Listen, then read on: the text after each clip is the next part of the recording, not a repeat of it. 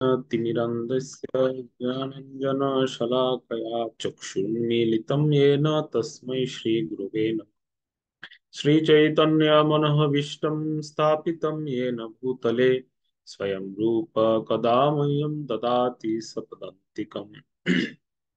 वन्देऽहं श्रीगुरो श्रीयुतपदकमलं श्रीगुरून् विष्णवांश्च श्रीरूपं सग्रजातं सहगण रघुनाथं तं तं सजीवम् साद्वैतं सावधूतं परिजनसहितं कृष्णचैतन्यदेवं श्रीराधा कृष्ण पादान् सहगण ललिता श्रीविशाखान्वितांश्च नमो ओं विष्णुपदाय कृष्णपृष्ठाय भूतले श्रीमते भक्तिवेदान्त स्वामिनिति नामिने नमस्ते सरस्वती देवे गौरवाणी प्रचारिणे निर्विशेष शून्यवादी पाश्चात्य देशतारिणे वंचाकल्पतरुभ्यश्च कृपा सिन्धुभ्येव च पतितानां पावनेभ्यो वैष्णवेभ्यो नमो नमो महावदन्याय कृष्ण प्रेम प्रदायते कृष्णाय कृष्ण चैतन्य नाम्ने गौरतिशे नमः हे कृष्ण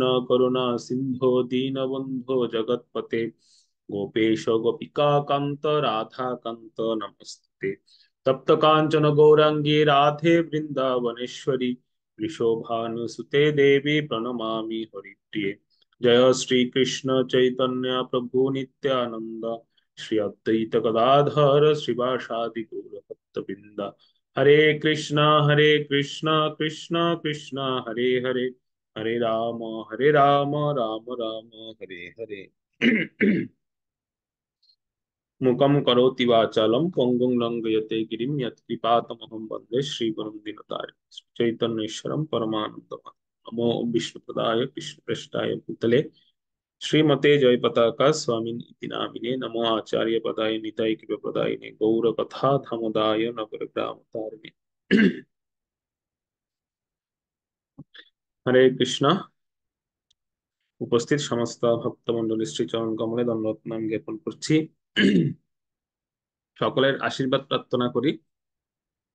তো আজকে একটি বিশেষ বিষয় আমাদের প্রত্যেকের জন্য, বিশেষ করে আমরা যারা পরমানন্দ গুরু মহারাজের শ্রীচরণ আশ্রিত জন, বা আমরা যারাই শ্রী গুরু চরণ আশ্রয় গ্রহণ করেছি, প্রত্যেকের জন্য এই বিষয়টা অত্যন্ত গুরুত্বপূর্ণ, যেটি নির্ধারণ করা হয়েছে শ্রী গুরু তত্ত্ব।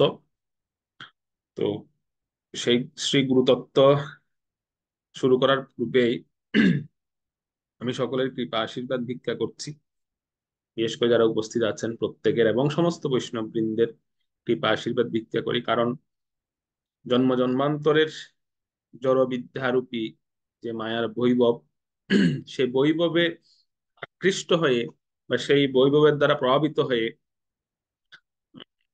এই আমাদের যে জীব তত্ত্বকে, বা আমরা অত্যন্ত অহংকারী হয়ে পড়ি, বা আমরা আমাদেরকে অহংকারী করে তোলে, তার মধ্যে সে জুটে হচ্ছে লাভ, পূজা, প্রতিষ্ঠা, যেটা ভগবান থেকে আমাদেরকে অনেক দূরে নিয়ে যায়, অনেক দূরে নিয়ে যায়। সেটা কেন সেটা আমাদেরকে দূরে নিয়ে যায়, তার কারণ হচ্ছে ভক্তি হচ্ছেন সখী বাচক বা সতী স্ত্রী ভক্তি, বা ওনাকে কিছু কিছু স্থানে লক্ষ্মী দেবীর সঙ্গে তুলনা করা হয়েছে। আর অহংকার, গর্ভ, দম্ভ এগুলো হচ্ছে পুরুষ বাচক। তাই পরপুরুষের সামনে আসলে বা পরপুরুষকে দেখলে একজন সতী স্ত্রী কি করেন, তিনি দূরত্ব বজায় রাখেন। তিনি দেখবেন লম্বা করে ঘোমটা দেন এবং তিনি দূরত্ব মেনটেন করেন। তো ঠিক তেমনি ভক্তি দেবী যেহেতু সতী স্ত্রী, তিনি এই ধরনের অহংকার, গর্ব, দম্ভ এরকম পরপুরুষদেরকে দেখলে তিনি কি করেন, তিনি অনেক দূরে চলে যান। তো সেজন্য ছিল জীব গোস্বামীপাদ এই কথাটা বর্ণনা করছেন, যখন কোন সাধকের হৃদয়ে দম্ভ, গর্ব বা অহংকার স্থান করে নেই, তখন এই ভক্তিরূপী সতী স্ত্রী তিনি অনেক দূরে চলে যান, তিনি দূরত্ব বজায় রাখেন। তো সেজন্য শুরুতেই আমি প্রার্থনা করছি সকলের শ্রীচরণ কমলে যে যেন হৃদয় পরিশুদ্ধ হয়, এবং এই যে গুরুতত্ত্বের সব থেকে যে তত্ত্বটি, গুরুত্বপূর্ণ তত্ত্ব নিয়ে আমরা আজকে আলোচনা করছি, সেটি যেন যথাযোগ্য শব্দের দ্বারা বা যথাযোগ্য বাণীর দ্বারা এর আরাধনা করতে পারি, এই গুরুতত্ত্বের, সেটা আমি কৃপা ভিক্ষা চাইছি সকলের কাছে। তো সেজন্য এই ভক্তি তত্ত্ব বা ভক্তিরূপী সতী স্ত্রীকে রক্ষা করার জন্য আমাদের হৃদয়ে কিছু সকিবাচক তত্ত্বকে স্থান দেওয়া উচিত, যেমন দীনতা, সহিষ্ণুতা, এসব হচ্ছে স্ত্রীবাচক বা সকিবাচক। তো তাদেরকে হৃদয়ে স্থান দিন প্রত্যেকে। আমরা আজকের এই গুরুতত্ত্বের আহ, যে আমাদের সেমিনার, সেই সেমিনার থেকে তো তখন ভক্তিরূপী স্ত্রী তিনি অবস্থান করবেন শান্ত। তাই আমরা শুরুতেই প্রার্থনা করি সমস্ত বৈষ্ণবদের শ্রীচরণ কমলে। আমি বিশেষভাবে ব্যক্তিগতভাবে প্রার্থনা করি, কারণ এই প্রার্থনাটা আমাদের প্রতিদিন আমাদের করা উচিত। কারণ বৈষ্ণব বন্দনায় আমরা গাই যে একাকী আমার নাহি পাই বল হরিনাম সংকীর্তনে, তুমি কৃপা করে শ্রদ্ধা বিন্দু দিয়া দেখো কৃষ্ণ নাম। তো সেজন্য শ্রদ্ধারূপী বিন্দু আপনারা দান করুন, যাতে এই তত্ত্ব কীর্তন করতে পারি। তো বিশেষভাবে ভক্তিতে যখন আমরা আলোচনা করি তখন অনেকগুলো তত্ত্ব নিয়ে আমরা আলোচনা করতে পারি, অনেকগুলো তত্ত্ব আমরা আমাদের আসে। যেমন একটা তত্ত্ব আছে, প্রথমত জীব তত্ত্ব। জীব তত্ত্ব মানে কি? জীব তত্ত্ব মানে আমি কে, আমি কে, কোথায় ছিলাম, কোথার থেকে আসলাম, বা কেনই বা আসলাম, কেন বা ভ্রমণ করছি, আর কি করলে এই জন্ম মৃত্যু চক্র থেকে একটা সময় আমি অতিক্রম করে, জন্ম মৃত্যু চক্রটাকে অতিক্রম করে আমি ভগবানের কাছে যেতে পারবো। এইসবের এইসব প্রশ্ন বা এইসব তত্ত্ব জিজ্ঞাসার নামই হচ্ছে জীব তত্ত্ব, বা এইসব তত্ত্ব সমাধান, এইসব তত্ত্বের উপরে আলোচনা, এর সমাধান দেওয়ার নামই হচ্ছে জীব তত্ত্ব। ঠিক আছে? কেমন হিত হয়, সনাতন গোস্বামী এবার জিজ্ঞেস করেছিলেন যে কে আমি, কেনে আমায় যারে তাপত্রয়, ইহা নাহি জানি আমি কেমনে হিত। তো এটার নাম হচ্ছে জীব তত্ত্ব। এই সম্বন্ধে প্রশ্ন করা, কে আমি। এভাবে আরেকটি তত্ত্ব আমরা দেখতে পাই, ঈশ্বর তত্ত্ব। ঈশ্বর তত্ত্ব মানে কি? প্রকৃতপক্ষে ভগবান কে? কেউ বলছে এ ভগবান, কেউ বা বলছেন ও ভগবান, কেউ বা বলছেন দেব দেবীরাই হচ্ছেন ভগবান, কেউ বা মানুষকে ভগবান বানিয়ে দিচ্ছেন, কেউ কেউ বলছেন যে না, কেউ ভগবান নন, ভগবান বলতে ভগবানের কোনো অস্তিত্বই নেই, অথবা কেউ বা বলছে কি সবাই ভগবান, এরকম অনেকে বলছে। তো বাস্তবিকভাবে ভগবান কে, এইটা জানার নাম হচ্ছে ঈশ্বর তত্ত্ব, বা এটা জানার জন্য প্রশ্ন করা, সেই তত্ত্ব সম্পর্কে জিজ্ঞাসা করা, সেই তত্ত্ব সম্পর্কে উত্তর নেওয়ার নামই হচ্ছে ঈশ্বর তত্ত্ব। আর একটি তত্ত্ব আসে, সেটি হচ্ছে শিব তত্ত্ব, যে ভগবান শিবজিকে, তিনি কি ভগবান নাকি তিনি ভক্ত। অনেক সময় আমরা এটা নিয়ে প্রশ্ন করি, যেমন আমরা শিব তত্ত্বটা আলোচনা করেছি, শিবজি কি ভগবান নাকি ভগবান নন। যদি বলেন যে ভগবান, তাতেও ভুল। আবার যদি বলেন যে ভগবান নন, সেটাও ভুল। তাহলে তিনি কে? ঈশ্বর হয়েও কিভাবে তিনি ভক্ত রূপে লীলা করছেন বা ভক্ত তত্ত্ব রূপে বিরাজ করছেন, এটি জানার নামই হচ্ছে শিব তত্ত্ব। কিভাবে তিনি বৈষ্ণব শ্রেষ্ঠ, বৈষ্ণবানাম যথা সম্মতি, এইটি জানার নাম হচ্ছে শিব তত্ত্ব। চতুর্থত আসে ভক্তি তত্ত্ব। ভক্তি তত্ত্ব মানে কি? ভক্তি তত্ত্ব মানে হচ্ছে ভক্তি কি, কাকে করব এই ভক্তি, কিভাবে এই ভক্তি করব, কি কি অঙ্গ দ্বারা ভক্তি যাজন করব, শুদ্ধ ভক্তি কি, মিশ্র ভক্তি কি, ইত্যাদি জানার বিষয় বা ইত্যাদি সম্পর্কে যখন আমরা প্রশ্ন করি বা আমরা জানার জন্য আগ্রহ প্রকাশ করি বা পরিপ্রশ্ন করি, তখন এটা নাম হয় ভক্তি তত্ত্ব। ভক্তি তত্ত্ব সম্পর্কে জানা। তো ভক্তি তত্ত্বের মধ্যে এইসব বিষয় আলোচনা হয়, যে ভক্তিটা কি বা কাকে করবো এই ভক্তি। পঞ্চম যে তত্ত্বটি আসে সেটি হচ্ছে প্রেম তত্ত্ব। প্রেম তত্ত্ব মানে কি? জীব ও ঈশ্বরের মধ্যে যে প্রেম, এই জগতে যুবক যুবতীর মধ্যে যে প্রেম, সেটা কি একই নাকি আলাদা। এই বিষয়টা নিয়ে প্রশ্ন করা বা এই বিষয়টা নিয়ে তত্ত্ব আলোচনা করার নাম হচ্ছে প্রেম তত্ত্ব। এবং প্রেম তত্ত্বের মধ্যে আরো কিছু বিষয় আলোচিত হয়, সেটি হচ্ছে প্রেমটা কাকে করব, কিভাবে করব, প্রেমের পরিভাষাটা কি, এসব বিষয় নিয়ে জিজ্ঞাসা করা বা এর তত্ত্ব মীমাংসা করার নাম হচ্ছে প্রেম তত্ত্ব বিষয়ক আলোচনা। ষষ্ঠ তত্ত্ব, 6 নাম্বার তত্ত্ব হচ্ছে নাম তত্ত্ব। নাম তত্ত্ব মানে কি? কার নাম জপ করব? জগতে তো অনেক নাম, ভগবানের অনেক নাম, বহুবিধ নাম। তো কোন নাম জপ করবো বা কার নাম জপ করা উচিত? এই কৃষ্ণ নাম যদি জপ করি, তবে কোন নামটা আমরা জপ করব, কিভাবে জপ করব, কতক্ষণ জপ করব, কোথায় জপ করব, এই ইত্যাদি প্রশ্নের নিরাকরণ বা ইত্যাদি প্রশ্নের সমাধান মীমাংসা করার নামই হচ্ছে নাম তত্ত্ব। নাম তত্ত্ব বিষয়েও আলোচিত হয়। এরপরে 7 নাম্বার যে তত্ত্ব, সেটি হচ্ছে ধাম তত্ত্ব। ধাম তত্ত্বের মধ্যে কি কি আসে দেখুন।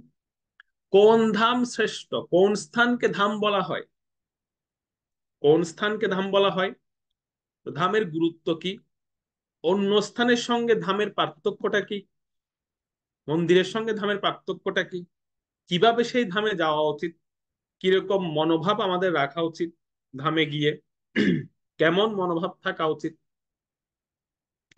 আহ তারপরে কিভাবে সেখানে আমরা অবস্থান করব, এমন কি বিশেষত্ব আছে ধামের, তারপর আর কি আছে, বা এখনো কি সেই ধামের সেই প্রভাব এখনো কি দেখা যায় বা এখনো কি আছে।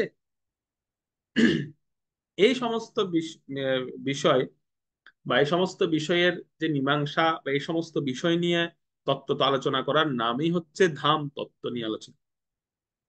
বা এরকম একটা প্রশ্ন সেখানে আসতে পারে ধাম তত্ত্বের মধ্যে, যে ধামের, বর্তমানে তো আমরা বিভিন্ন ধামে যখন যাই দেখি যে সেখানে শহর হয়ে গেছে, অনেকটা শহরের মতো হয়ে গেছে, সিটি হয়ে গেছে। তো আসলেই কি ধামের সে প্রভাবটা এখনো আছে কি? এই সমস্ত বিষয় তত্ত্ব তো জানার নাম হচ্ছে ধাম তত্ত্ব সম্পর্কে। তো শাস্ত্রে এরকম আহ এরকম বিভিন্ন রকমের তত্ত্ব আমরা পাই, জীব তত্ত্ব, ঈশ্বর তত্ত্ব, শিব তত্ত্ব, ভক্তি তত্ত্ব, প্রেম তত্ত্ব, নাম তত্ত্ব, ধাম তত্ত্ব। এই সমস্ত তত্ত্ব নিয়ে মূলত আলোচনা করা হয় বা আমরা করতে পারি।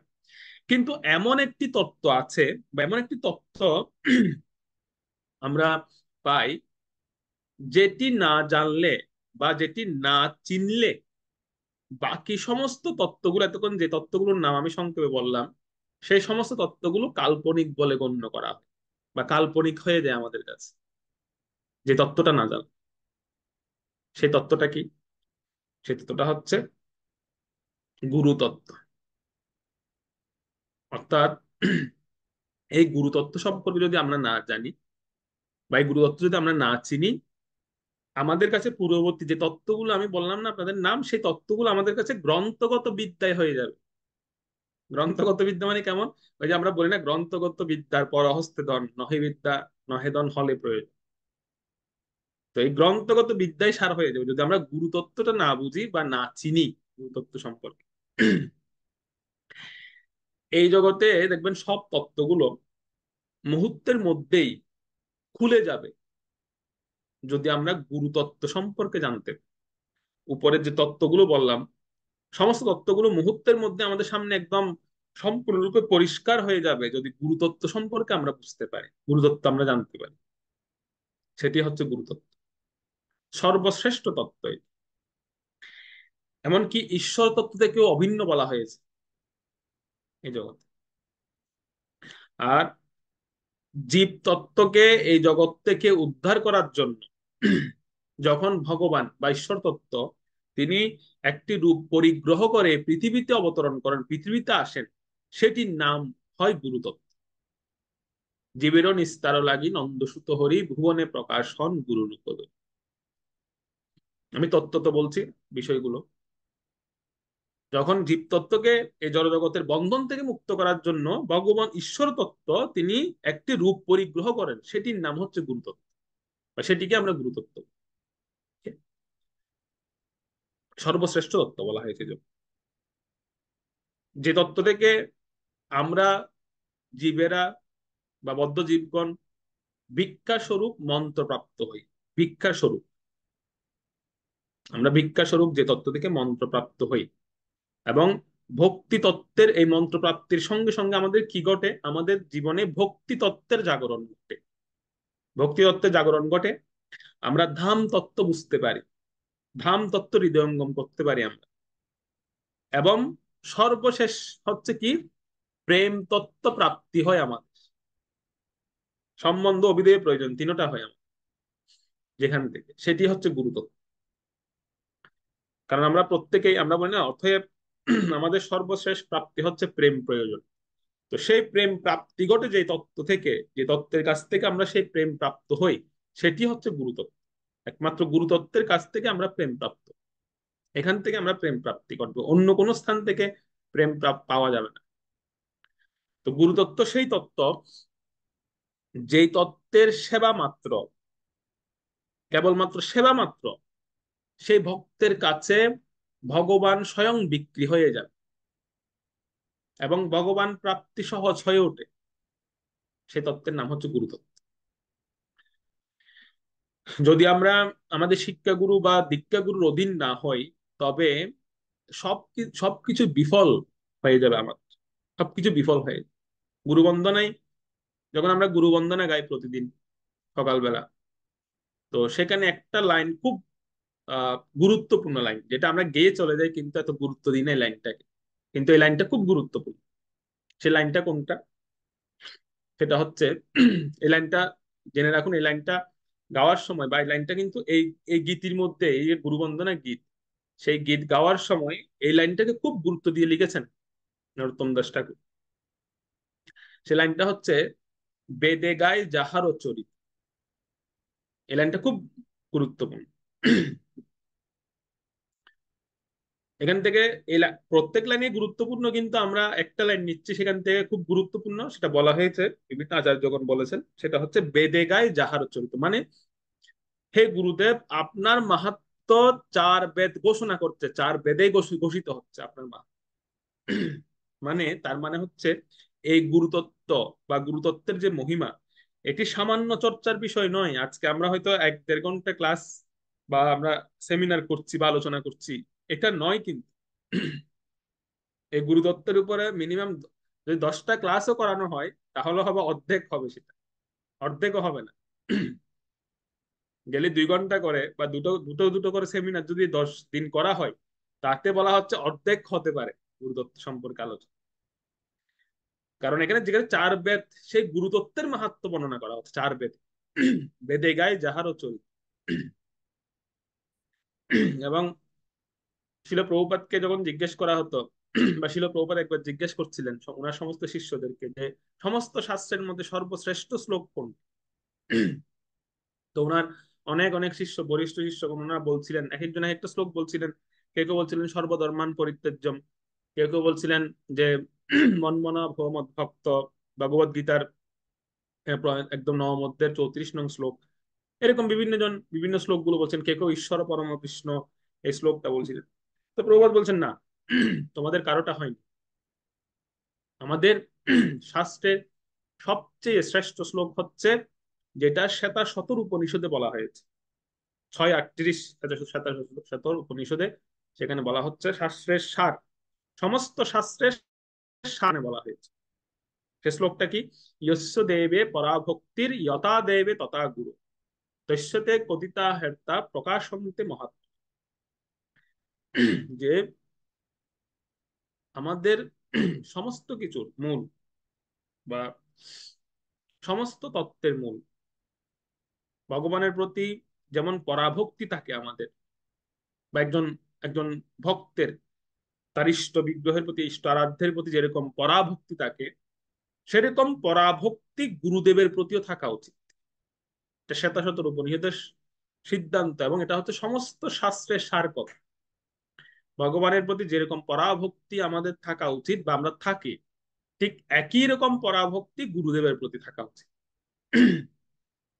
পরাভক্তি মানে কি? পরাভক্তি মানে মানে হচ্ছে যেখানে কোনো প্রকার লেনদেন থাকবে না, এর নাম হচ্ছে পরাভক্তি। লেনদেন মুক্ত ভক্তির নাম পরাভক্তি। বর্তমান সময়ে সমস্ত ভক্তি, ভক্তি নয় আসলে, এটাকে ভক্তি সংজ্ঞায়িত করা যাবে না। বর্তমান সময়ে সময়ে সমস্ত সম্পর্কে আমরা বিচার করি লেনদেন, যে কি পাবো বা কি পাবো না। বা আমরা আগে ফিউচারটা চিন্তা করি যে ভবিষ্যৎ, আচ্ছা আচ্ছা ওর সঙ্গে সম্পর্ক করলে কি কি হতে পারে আমার, বা কি কি পাবো আমি, কি কি ফ্যাসিলিটি পাবো। এটা সব ক্ষেত্রে, কোথাও বেড়াতে গেলাম সেখানে ভাবি আচ্ছা আচ্ছা ওখানে হোটেলে কি কি ফ্যাসিলিটি আছে থাকার মতো, বা ওখানে আমি কি কি সুবিধা পাবো। সব ক্ষেত্রে কিন্তু আমরা এটা বিচার করি যে ভবিষ্যৎ আমি কি পাবো। তো এখানে পরাভক্তি শব্দটা খুব গুরুত্বপূর্ণ এই শ্বেতাশ্বতর উপনিষদে। এই শ্লোকটিকে সমস্ত শাস্ত্রের সার কেন বলা হচ্ছে, কারণ এখানে একটা শব্দ ইউজ করা হয়েছে, ইয়স্য দেবে পরাভক্তি।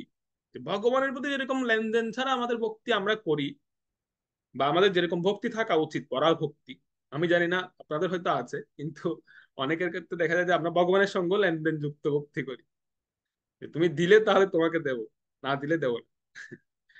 তো এখানে বলা হচ্ছে যে গুরুদেবের প্রতি সেরকম ভক্তি থাকতে হবে।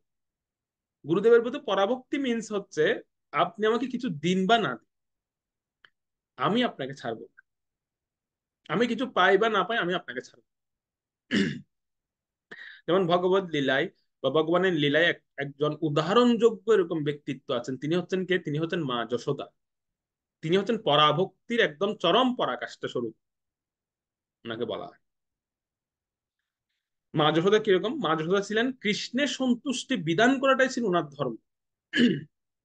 কৃষ্ণ থেকে আসলে যদি বিচার করা যায়, মা যশোদা কৃষ্ণ থেকে কি পেয়েছেন?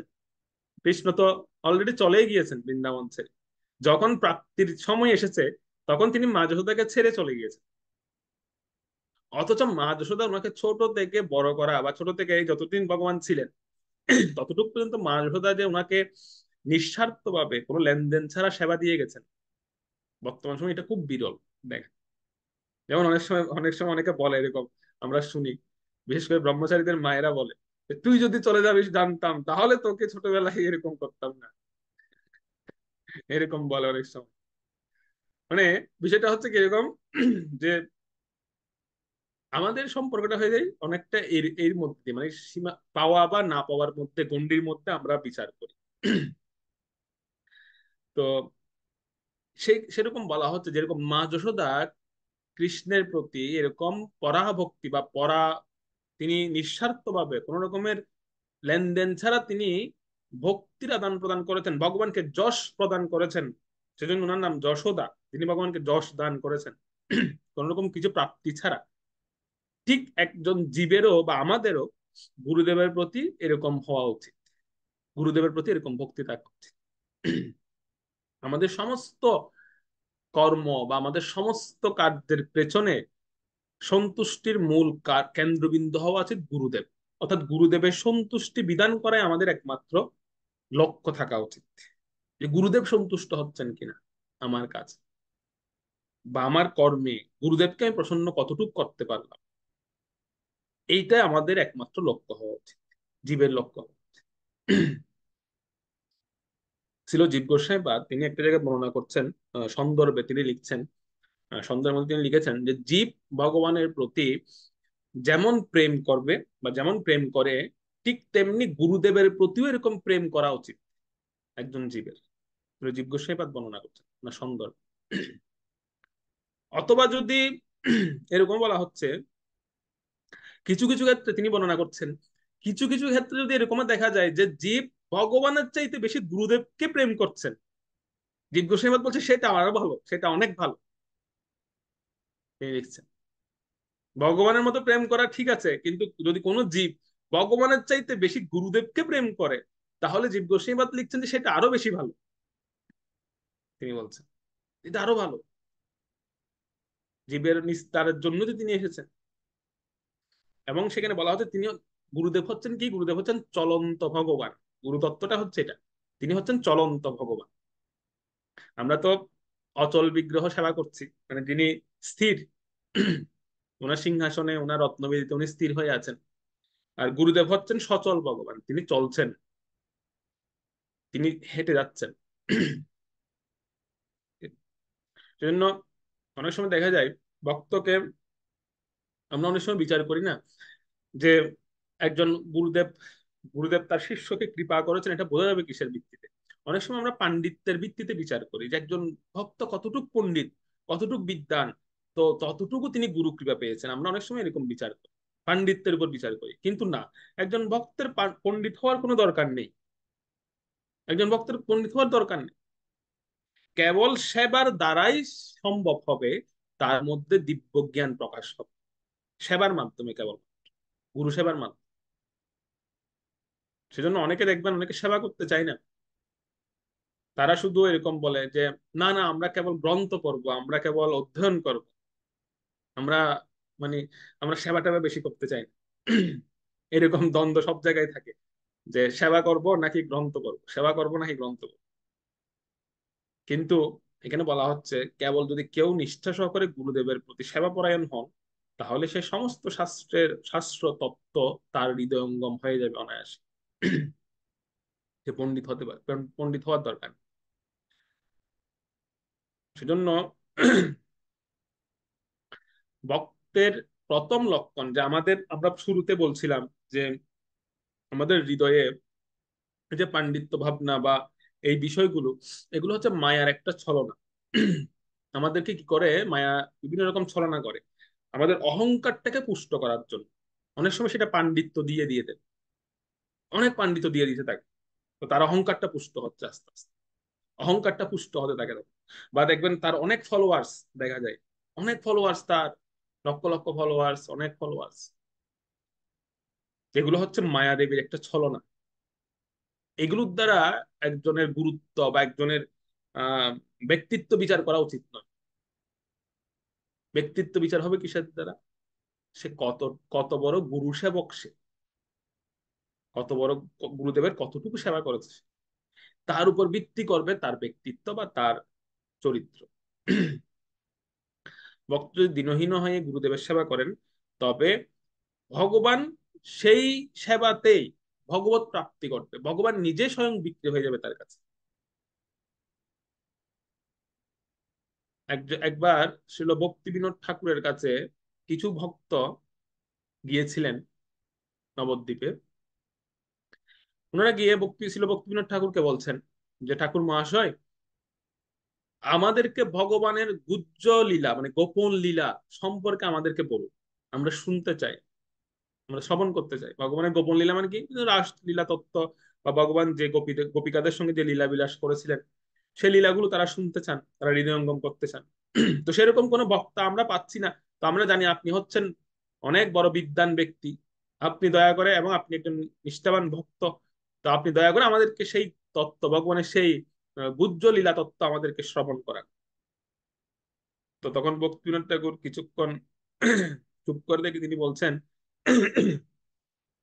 যে দেখুন, আমি একজন গৃহস্থ মানুষ, আমি একজন গৃহস্থ ব্যক্তি, আমি এই লীলা সম্পর্কে বেশি কিছু জানি না, আমি এই লীলা তত্ত্ব সম্পর্কে তেমন বিশেষ কিছু জানি না। আপনারা একটা কাজ করুন, আপনারা আমার গুরুদেব শ্রীল জগন্নাথ দাস বাবাজি মহারাজের কাছে যান, উনি আপনাদেরকে এই তত্ত্ব শ্রবণ করাতে পারবেন। তো উনি হচ্ছেন বৈষ্ণব সার্বভৌম, তিনি সিদ্ধ বাবা। তো সেই ভক্তরা চলে গিয়েছেন জগন্নাথ দাস বাবাজি মহারাজের কাছে। তো বাবাজি মহারাজকে গিয়ে প্রণাম করে বাবাজি মহারাজকে বললেন যে মহারাজ, আমরা এসেছি, ছিল ভক্তি বিনোদ ঠাকুর আমাদের পাঠিয়েছেন, যে আমাদেরকে কৃপা করে আপনি ভগবানের অতি গোপন গুহ্য লীলা গুলো আমাদেরকে শ্রবণ করান।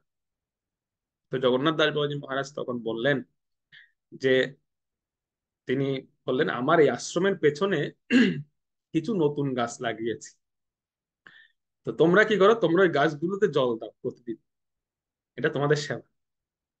তারা এসেছিল কি শুনতে, ভগবানের লীলা শুনতে। আর তাদেরকে বাবাজি মহারাজ পাইলেন কোথায়? তোমরা যাও, গিয়ে ওই গাছের গোড়ায় জল দাও। তো তারা তো চিন্তা করছে, আচ্ছা ঠিক আছে, যেহেতু বাবাজি মহারাজের কাছ থেকে শুনতে এসেছি, কিছু না কিছু সেবা তো করতে হবে। তো ওনারা চলে গেলেন এবং সেখানে গিয়ে ওই গাছ, নতুন যে গাছের চারা লাগানো হয়েছে, সেখানে গিয়ে ওনারা জল দিচ্ছেন সেখানে। এইভাবে 8 মাস, টানা 8 মাস ধরে শুধু জল দিয়েছেন, কোনো লীলা কথা কিছু শ্রবণ করাননি বাবাজি মহারাজ। যখনই যেতেন বাবাজি মহারাজ বলতেন ওই যাও আবার জল দিয়ে আসো, যাও আবার জল দিয়ে আসো, ওই সেবা করে আসো, ওই সেবা করে আসো, মানে পাঠিয়ে দিতেন বারো। 8 মাস ধরে সেবা করার পরে এক সময় বিরক্ত হয়ে এই ভক্তগুলো চলে গিয়েছেন আশ্রম, যে দূর এখানে থেকে কি হবে, শুধু সেবা করাচ্ছে, আমরা এসেছি ভগবানের তত্ত্ব কথা শুনতে, সেগুলো কিছু না বলে আমাদেরকে কেবল সেবা করিয়ে দিচ্ছে। তারা চলে গেলেন সোজা কার কাছে? ভক্তি বিনোদ ঠাকুরের কাছে চলে, যে যে ঠাকুর মহাশয় আপনি আমাদেরকে পাঠিয়েছেন ওনার কাছে, কই উনি তো আমাদের কোনো তত্ত্ব কথা তো বললোই না, বরং 8 মাস ধরে শুধু খাটিয়ে মারলো আমাদের, কোনো কিছুই দেয়নি আমাদের, আমরা কিছুই পেলাম না। তো ছিল ভক্তিবিনোদ ঠাকুর একটা সুন্দর কথা বলেছেন, তখন ভক্তিবিনোদ ঠাকুর বললেন যে তোমরা যদি নিজের ইচ্ছায় জল দিতে, মানে সেই গাছের গোড়ায় নিজের ইচ্ছায় জল দিতে, তবে সেটা হতো কর্ম, তখন সেটা হয়ে যেত কর্ম।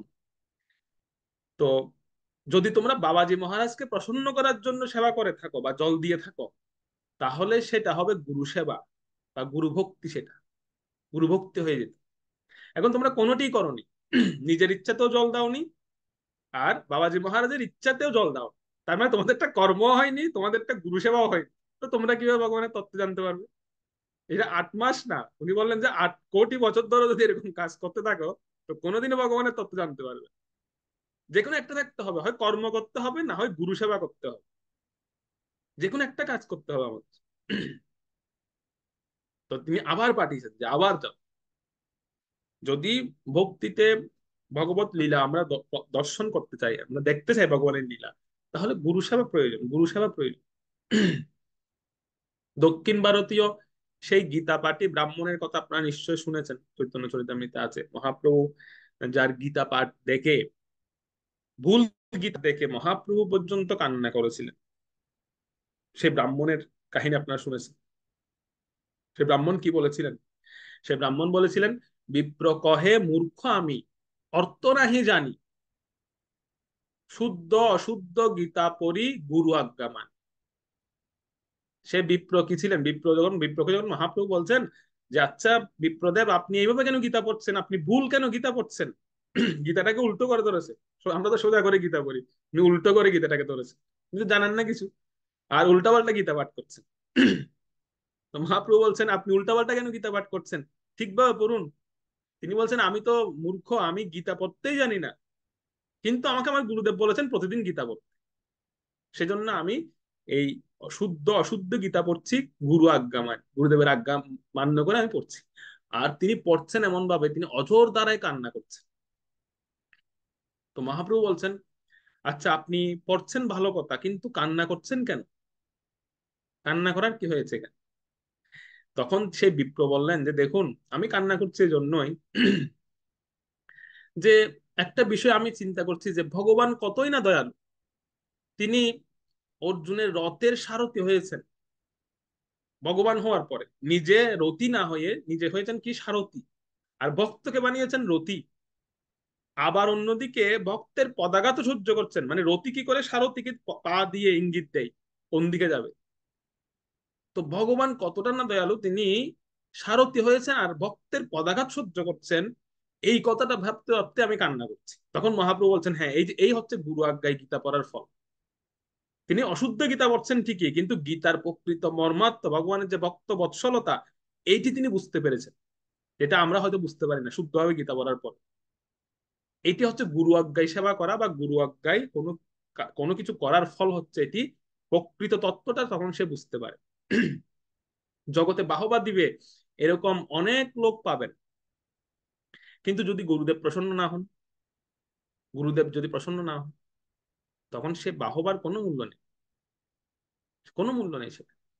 অথবা অন্যদিকে এই জগতে সবাই আপনাকে ধিক্কার দিবে, সবাই আপনাকে কটাক্ষ করবে, সবাই আপনাকে কুমন্তব্য করবে, আপনাকে গালি দেবে, কিন্তু যদি গুরুদেব কি করেন, গুরুদেবের আজ্ঞা যদি আপনি পালন করেন, গুরুদেবের কাছে যদি, গুরুদেবকে যদি আপনি প্রসন্ন করতে পারেন, তাহলে সেখানে জগতে যদি আপনাকে থুতুও দেয়, তাতে কোনো কিছু যায় আসে না, স্বয়ং ভগবান আপনার উপর প্রসন্ন থাকে।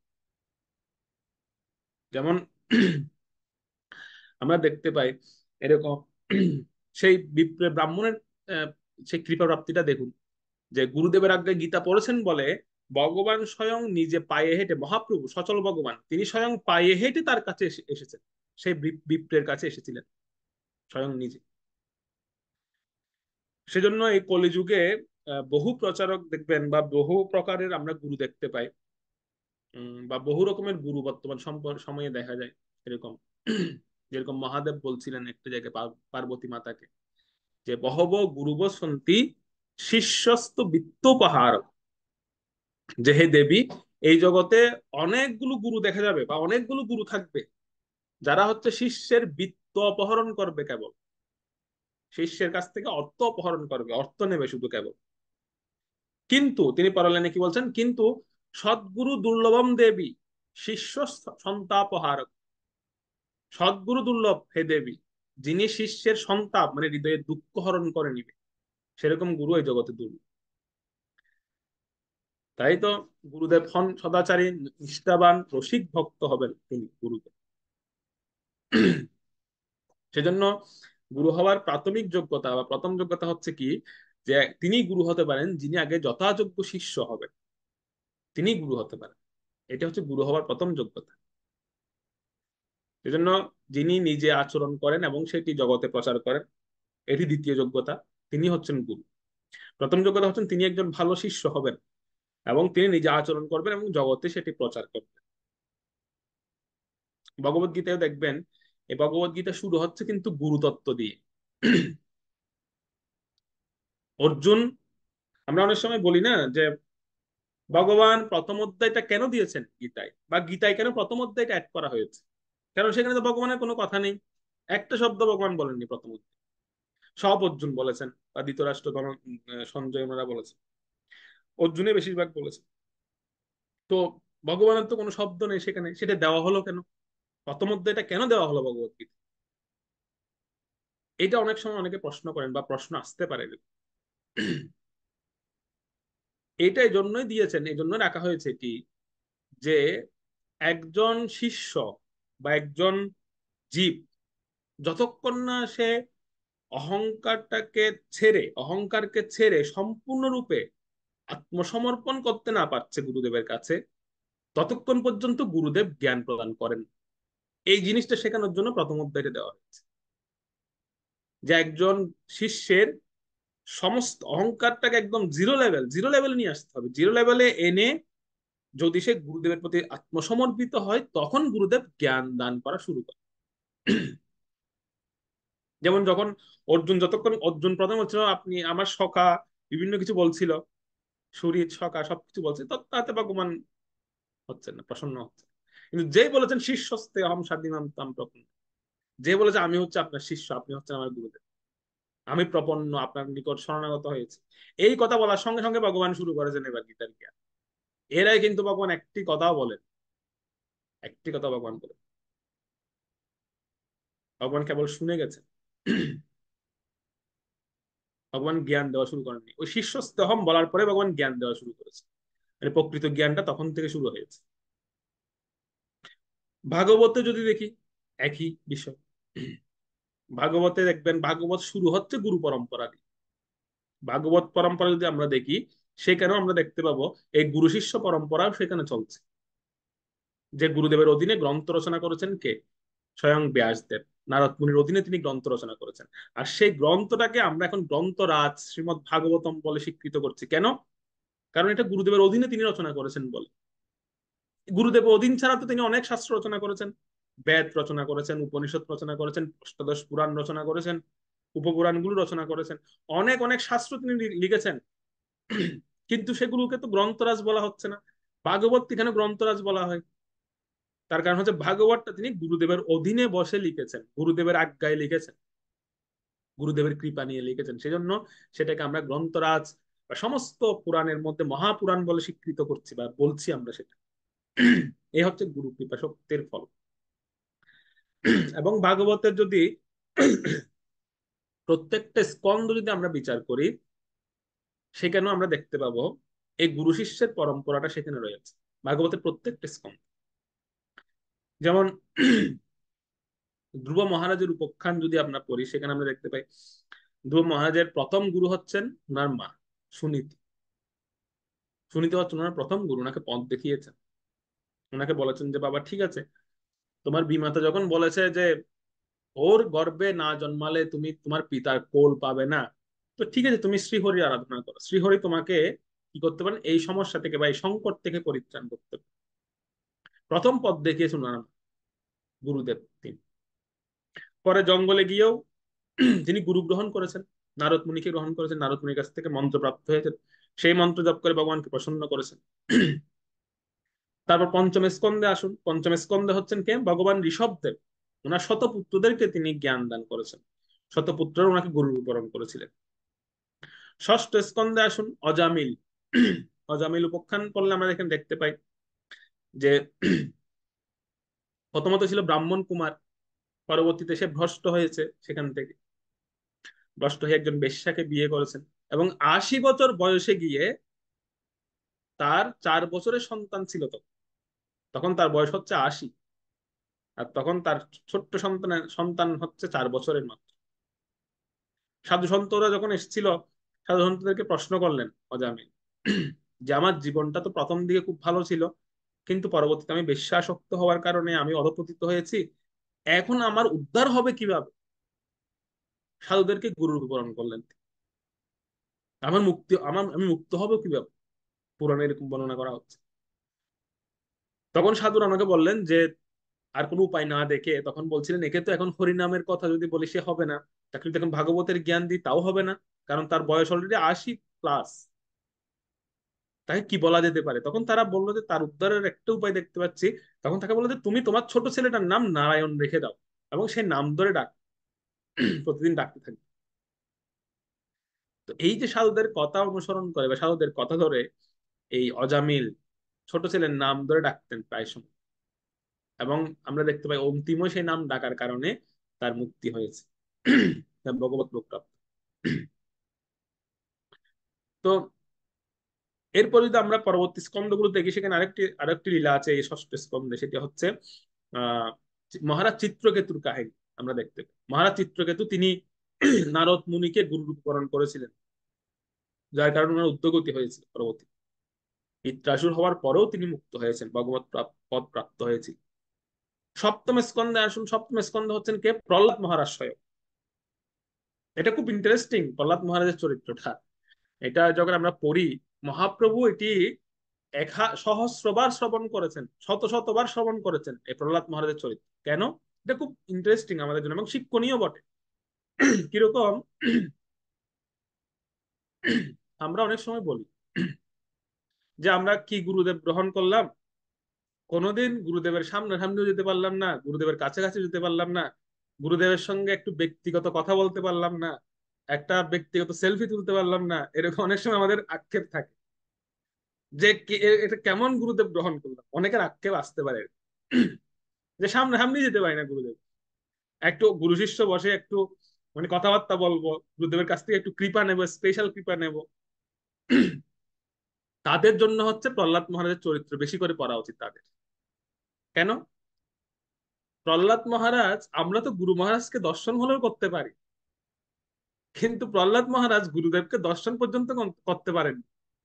ছিলেন মাতৃগর্ভে, মায়ের গর্ভে ছিলেন, আর তখন জ্ঞান শুনেছেন, তখন গুরুদেবের কথা শুনেছেন গর্ভ থেকে। কোনোদিন গুরুদেবকে দেখেননি। আচ্ছা দেখেননি ঠিক আছে, বাদ দেন, কথা শুনেছেন। এখন তো এরকম, এখন যে আমরা চাইলে গুরু মহারাজের একটা লেকচার, রেকর্ডেড লেকচার, আমরা চাইলে 100 বার শুনতে পারবো, কারণ এটা ইউটিউবে আছে, রেকর্ড করা আছে। চাইলে যতবার খুশি ততবার শুনতে পারবো, ডাউনলোড করে রাখতে পারি সেটা, বারবার শুনতে পারি সেটা। কিন্তু প্রহ্লাদ মহারাজ যে জ্ঞানটা পেয়েছিলেন তখনকার সময় রেকর্ডার ছিল না। মানে নারদ মুনি যেটা বলে গেছেন তো গেছেন, শেষ। পরবর্তীতে আরেকবার গুরুদেবের কথা শুনবেন বা নোট করে রাখবেন, সেরকম কোন পরিস্থিতি ছিল না কিন্তু তখন। ওই গর্বে থাকা অবস্থায় যা শুনেছেন তাই। একবার চিন্তা করে দেখুন, গুরুদেবের কোনো চিত্রপট নেই, গুরুদেবকে দর্শনই করেননি, কেবল গুরুদেবের কথা শুনেছেন। আবার সেই কথাগুলো রেকর্ড ছিল না, পরবর্তীতে যে শুনবেন সেরকম কোনো ব্যবস্থা ছিল না।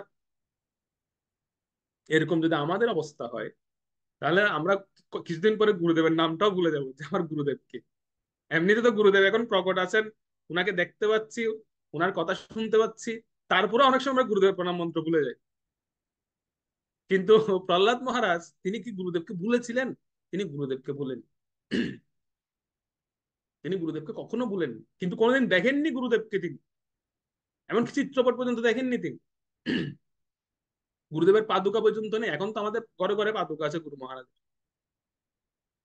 তো এরকম শিষ্য যিনি গুরুদেবের বপু সঙ্গ পায়নি, কেবলমাত্র বাণী সঙ্গের ফলে তিনি ওনার মধ্যে কিরকম আহ কি বলা যায়, কিরকম নিষ্ঠা ওনার মধ্যে এসে গিয়েছিল দেখুন প্রহ্লাদ মহারাজের মধ্যে। প্রণাম, নারদ মুনির প্রণাম মন্ত্র পর্যন্ত জানেন না, আমরা তো প্রণাম মন্ত্র হলেও জানি এখন, কিন্তু প্রহ্লাদ মহারাজ নারদ মুনির প্রণাম মন্ত্র জানতেন না, কিভাবে প্রণাম করতে হবে গুরুদেবকে সেটাও জানতেন না, শুধু বাণী শুনেছেন। তাহলে প্রহ্লাদ মহারাজের মধ্যে কিরকম নিষ্ঠা ছিল যে গুরুদেবের প্রতি, একবার দেখুন। কয়েক জন্ম ক্রস করে যাওয়ার পরও সে নিষ্ঠা ছাড়েননি তিনি। প্রহ্লাদ মহারাজের সময় তো তিনি নিষ্ঠা ছাড়েননি, হিরণ্যকশিপু অনেক প্রতিকূলতা ওনার জীবনে এসেছিল, ওনার প্রহ্লাদ মহারাজ জীবনে, তথাপি ওনাকে বিচ্যুত করতে পারেননি। গুরুদেবের যে শিক্ষা, সে শিক্ষা থেকে ওনাকে এক পাও টলাতে পারেন। প্রহ্লাদ মহারাজ হয়ে জীবন তো শেষ করলেন। পরবর্তীতে তিনি হরিদাস ঠাকুরের মধ্যে আবিষ্ট হয়েছিলেন। প্রহ্লাদ মহারাজ, হরিদাস ঠাকুর ব্রহ্মা এবং প্রহ্লাদ মহারাজের যুগ্ম অবতার। তো হরিদাস ঠাকুরকে 22 বাজারে ব্যত্রাঘাত করা হলো। হরিদাস ঠাকুর কি বললেন, যে খণ্ড খণ্ড করো যদি এই দেহ প্রাণ, বদনে না ছাড়িব তবু আমি কৃষ্ণ বা হরিনাম। এই দেহ যদি খণ্ড খণ্ড করে ফেলা হয়, তারপর আমি বদনে ভগবানের নাম ছাড়বো। কিরকম নিষ্ঠা দেখুন, শুধুমাত্র গুরুদেবের কথা শ্রবণ, বাণী শ্রবণ।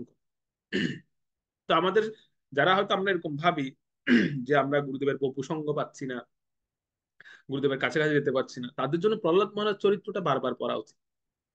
প্রহ্লাদ মহারাজের মতো নিষ্ঠা থাকা উচিত গুরুদেবের কথার প্রতি, বাণীর প্রতি। এটা হচ্ছে আমাদের দিন চর্চার মধ্যে প্রতিদিন অন্তত পক্ষে যেন এই প্রশ্নটা না আসে, সেজন্য আমি আগেই উত্তর দিয়ে দিচ্ছি। অনেকে প্রশ্ন করতে পারেন হয়তো পরে, যে আমরা কিভাবে গুরুদেবের প্রতি এরকম গভীর নিষ্ঠা আনতে পারি। তো গুরুদেবের প্রতি গভীর নিষ্ঠা আনার একটা প্রসেস হচ্ছে, প্রতিদিন আমাদের দিন চর্চার মধ্যে প্রথমে, সর্বপ্রথমে হচ্ছে আমাদের এই সংস্থাপক আচার্য ছিল প্রভুপাদের ন্যূনতম 10 মিনিট প্রভুপাদের প্রবচন শুন। 10 মিনিট, আমি বেশি বলছি না, কারণ আপনারা বেশি, হয়তো আমরা বেশি পারবো না। 5 থেকে 10 মিনিট আপনারা একটা রুটিন করে নিতে পারেন, যে আমি 10 মিনিট প্রভুপাদের লেকচার শুনবো আজকে, ঠিক আছে। আর হচ্ছে 10 মিনিট গুরুদেবের লেকচার, এরপরে গুরু মহারাজের লেকচার 10 মিনিট।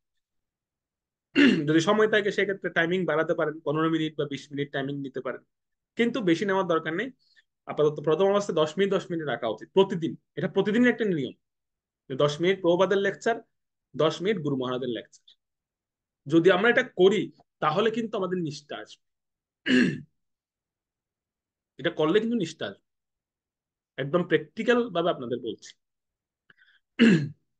যেমন আজকে আমি একটা গুরু মহারাজের লেকচার লেকচার শুনছিলাম দুপুরে। আহ এটা আগের রেকর্ডেড, সম্ভবত অনেক আগের। গুরু মহারাজ তখন ইয়েতে ছিলেন। গুরু মহারাজ ছিল রাধানাথ স্বামী মহারাজের একটা প্রোগ্রামে, তিনি এই প্রবচনটা দিচ্ছিলেন, 13 মিনিটের প্রবচনটা। প্রভুপাদ লীলামৃত গুরু মহারাজ বলছেন। তো এটা আমার আমার জীবনে একটা সুন্দর শিক্ষাও দিয়েছে, শিক্ষা হিসেবে হয়তো আমি পেয়েছি সেখান থেকে।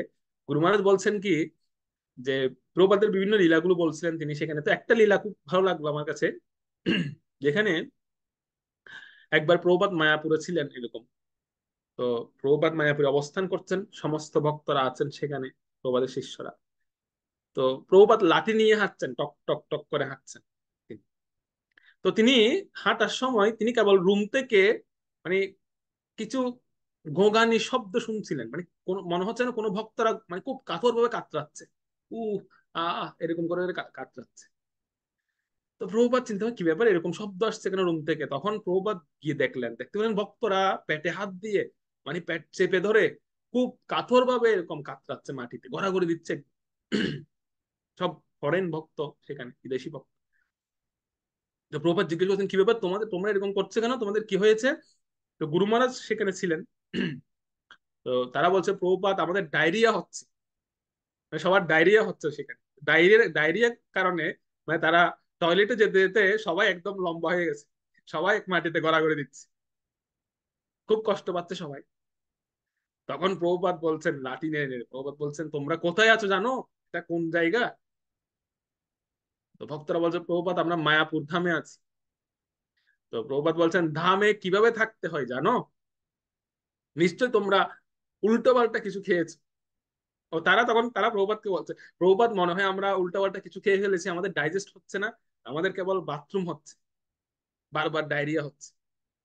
তো প্রভুপাদ বলছে, ধামে যদি কেউ সেবা না করে প্রসাদ পায়, বা ধামে যদি কেউ সেবা করে, নিষ্ঠা নিয়ে যদি ধামে কেউ সেবা করে, তাহলে সে যদি লোহাও খায়, লোহাও হজম হয়ে যাবে। প্রভুপাদ বলছে, এটা প্রভুপাদ বলেছে। গুরু মহারাজ তখন এটা বলে, গুরু মহারাজ খুব হাসছিলেন। গুরু মহারাজ বলছেন, প্রভুপাদ বলছেন এরকম, ধামে যদি কেউ সেবা করে, আর সেবা করার পরে যদি তাকে যদি লোহাও খেতে দেওয়া হয়, সে লোহাটাও হজম হয়ে যাবে। এটা হচ্ছে ধামের প্রভাব। তো এটা একটা গুরুত্বপূর্ণ দিক আমাদের প্রত্যেকের জন্য। এটা গুরু মহারাজ যখন প্রভুপাদের লীলামৃতগুলো বলছিলেন, বা প্রভুপাদের এই লীলাগুলো বলেন, তখন এখান থেকে আমরা অনেকগুলো শিক্ষা পাই। ধামে আমাদের মেন্টালিটিটা কেমন রাখা উচিত। তো সেজন্য গুরুদেবের প্রবচন, এটা প্রতিদিন অন্ততপক্ষে আমাদের একটা টাইম লিমিট রেখে, নির্দিষ্ট সময় রেখে এটা শোনা শ্রবণ করা উচিত। তাহলে গুরুদেবের প্রতি নিষ্ঠাটা আমাদের বাড়বে। রূপ গোস্বামী পাদকে যখন কেউ জিজ্ঞেস করতেন যে কিভাবে ভগবানকে প্রাপ্ত হওয়া যাবে, শ্রী রূপ গোস্বামী পাদকে অনেক সময় বিভিন্ন ব্যক্তিবর্গরা এসে, ভক্তরা এসে প্রশ্ন করতেন যে, হে গোস্বামী পাদ, ভগবানকে কিভাবে প্রাপ্ত হওয়া যায়, দয়া করে বলুন। তখন তিনি বলতেন যে, তিনি একটা সুন্দর শ্লোক বলতেন সেখানে। শ্লোকটা হচ্ছে এরকম যে, বয়ম তু হরি দাসানাম পাদ ত্রাণাবলম্বক, যে আমি আমার গুরুদেবের চরণ ধুলির দ্বারা যতক্ষণ পর্যন্ত না অবগাহন, চরণ ধুলি যতক্ষণ পর্যন্ত না অবগাহন করতে পারছি, ততক্ষণ পর্যন্ত আমার কোনো বল নেই, আমার কোনো শক্তি নেই। যখন আমি গুরুদেবের চরণ ধুলির মধ্যে চরণ ধুলির সেবা করতে পারবো, যেদিন আমি গুরুদেবের চরণ ধুলির সেবা করতে পারবো, সেদিন ভগবত প্রাপ্তি হবে, সেদিন ভগবানকে প্রাপ্ত হওয়া যাবে সেই বলের দ্বারা। অর্থাৎ গুরু মহারাজের চরণ ধুলির বলের দ্বারাই একমাত্র ভগবত প্রাপ্তি হবে। শিল রূপ গোস্বামী পাদ বলছে যে গুরুদেবের চরণ ধুলির বলটা হচ্ছে এরকম, সমস্ত শক্তি থাকে সেখানে। আদি শঙ্করাচার্য, যিনি শঙ্কর অবতার, তিনি সুন্দর কথা বলতেন। তিনি একটা সুন্দর গুরুদেবের গুরুদেবের স্তোত্র রচনা করেছেন। সেই স্তোত্রে তিনি বর্ণনা করছেন যে এ জগতে অনেকের শরীর খুব সুন্দর হয়, শরীরম সুরূপম, তিনি বলছেন শরীরম সুরূপম মানে একজনের, কোন কোন ব্যক্তির শরীর অনেক সুন্দর হয়, বডি খুব সুটাম হয়, শরীর দেখার মতো হয়, সুন্দর, খুব খুব হৃষ্টপুষ্ট তিনি। আবার একই সঙ্গে যদি তার মধ্যে এই গুণটাও থাকে, কি গুণ, ইয়তা বা কলত্রম, সে ব্যক্তিরা দেখতে খুব সুন্দর, হৃষ্টপুষ্ট, আবার যদি দেখা যায় তার পত্নীটাও খুব সুন্দর, মানে তার স্ত্রী খুব সুন্দর, তাহলে কেমন, ব্যক্তিটাও সুন্দর, তার পত্নীটাও সুন্দর, ইয়থা বা কলত্রম মানে তার স্ত্রীও খুব সুন্দর। আবার শুধু তা নয়, ইয়শ ইয়শ চারুচিত্রম, মানে এই জগতে সবাই তাদের দুজনের, মানে স্বামী এবং স্ত্রীর যশ কীর্তন করছে এ জগতে সবাই, তাহলে কেমন হবে পরিস্থিতিটা। শরীরম সুরূপম ইয়তা বা কলত্রম ইয়শ চারুচিত্রম, শরীর সুন্দর, পত্নী সুন্দর, চারিদিকে তাদের যশ গাথা হচ্ছে। তারপর আর কি আছে, সঙ্গে আরেকটা যুক্ত করেছেন তিনি, ধনম মেরুতুল্যম, মানে মেরুতুল্য ধন আছে তাদের, পর্বত সমান তাদের ধন সম্পদ আছে।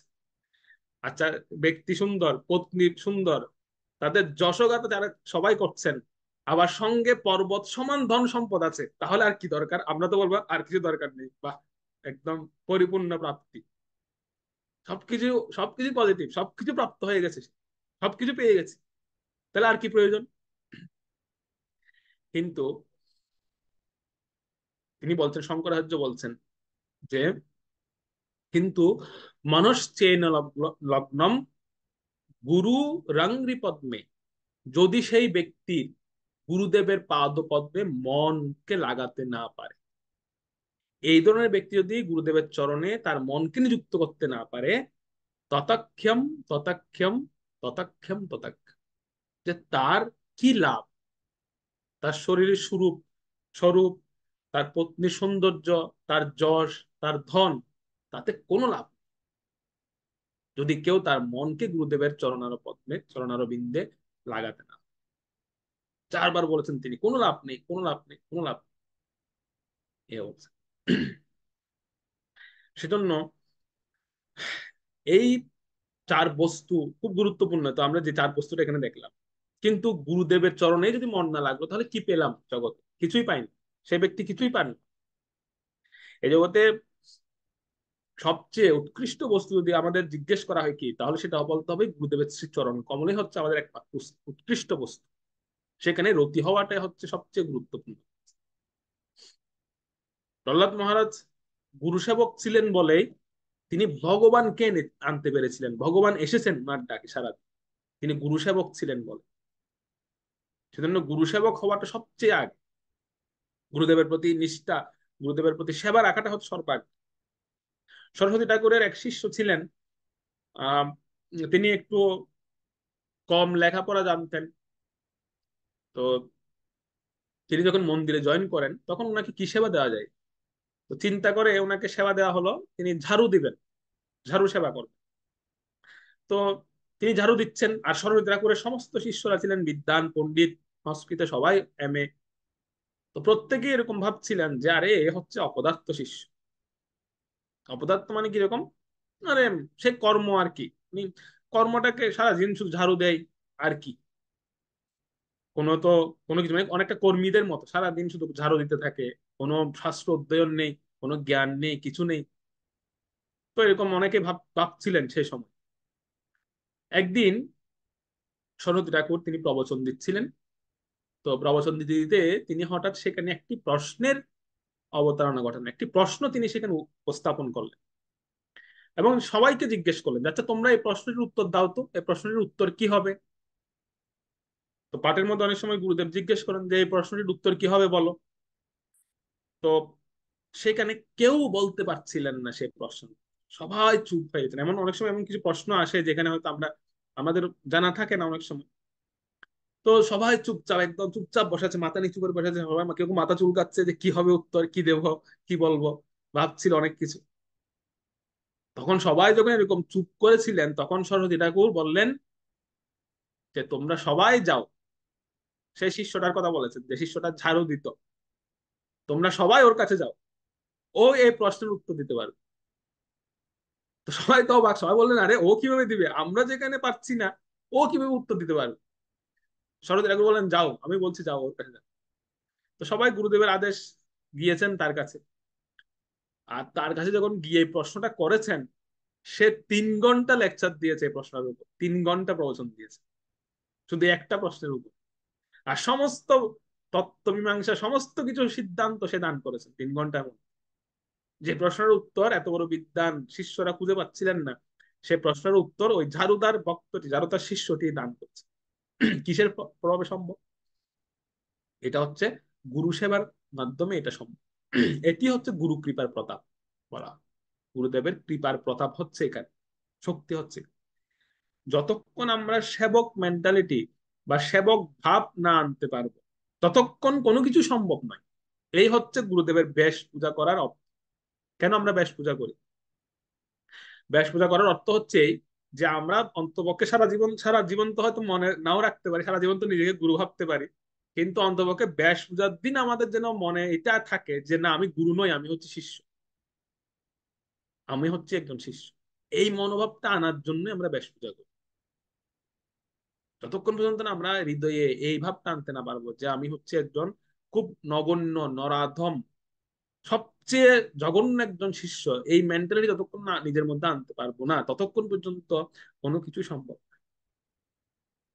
বলি মহারাজ তিনি শুক্রাচার্যকে প্রত্যাখ্যান করেননি, অপমান করেননি তিনি, বরং দণ্ডবত প্রণাম করে তিনি সামনের দিকে এগিয়ে গেছেন। গুরুদেব কিন্তু ভুল তত্ত্ব দিচ্ছিলেন, গুরুদেব বিপদে পরিচালিত করছিলেন, ভগবান থেকে বিমুখ করে দিচ্ছিলেন শুক্রাচার্য বলি মহারাজ। তারপরেও শুক্রাচার্যকে তিনি অপমান করেন, একটিবারের জন্য অপমান করেন, বরং তিনি দণ্ডবত প্রণাম দিয়েছেন শুক্রাচার্যকে, তিনি সামনের দিকে গিয়েছে, ভগবানের পথে গিয়েছে। এটি হচ্ছে একটা বড় শিক্ষা। গুরুদত্ত বা গুরুতত্ত্বের সম্পর্কে যারা রিলেটেড, কখনো তাদেরকে অপমান করা উচিত, কখনোই অপমান করা উচিত। ভগবান, আপনি অনেক সময় দেখা যায় না আমরা আরতি দিতে গেলে, ধরুন আরতি দিতে যাবো, আরতি দিতে গেলে অনেক সময় আরতির থালা বা আরতির যে সামগ্রী অনেক সময় সেগুলো পড়ে যায়, টেবিল থেকে পড়ে যায়, হাত থেকে পড়ে যায়, অনেক সময় পড়ে যায়। তখন আমরা কি ভাবি, ও ভগবান মনে হয় রুষ্ট হয়েছে আমার উপর, বা অমঙ্গল হয়েছে মনে হয়। না, ভগবান আসলে রুষ্ট হন না, তাতে কখনো রুষ্ট হন না।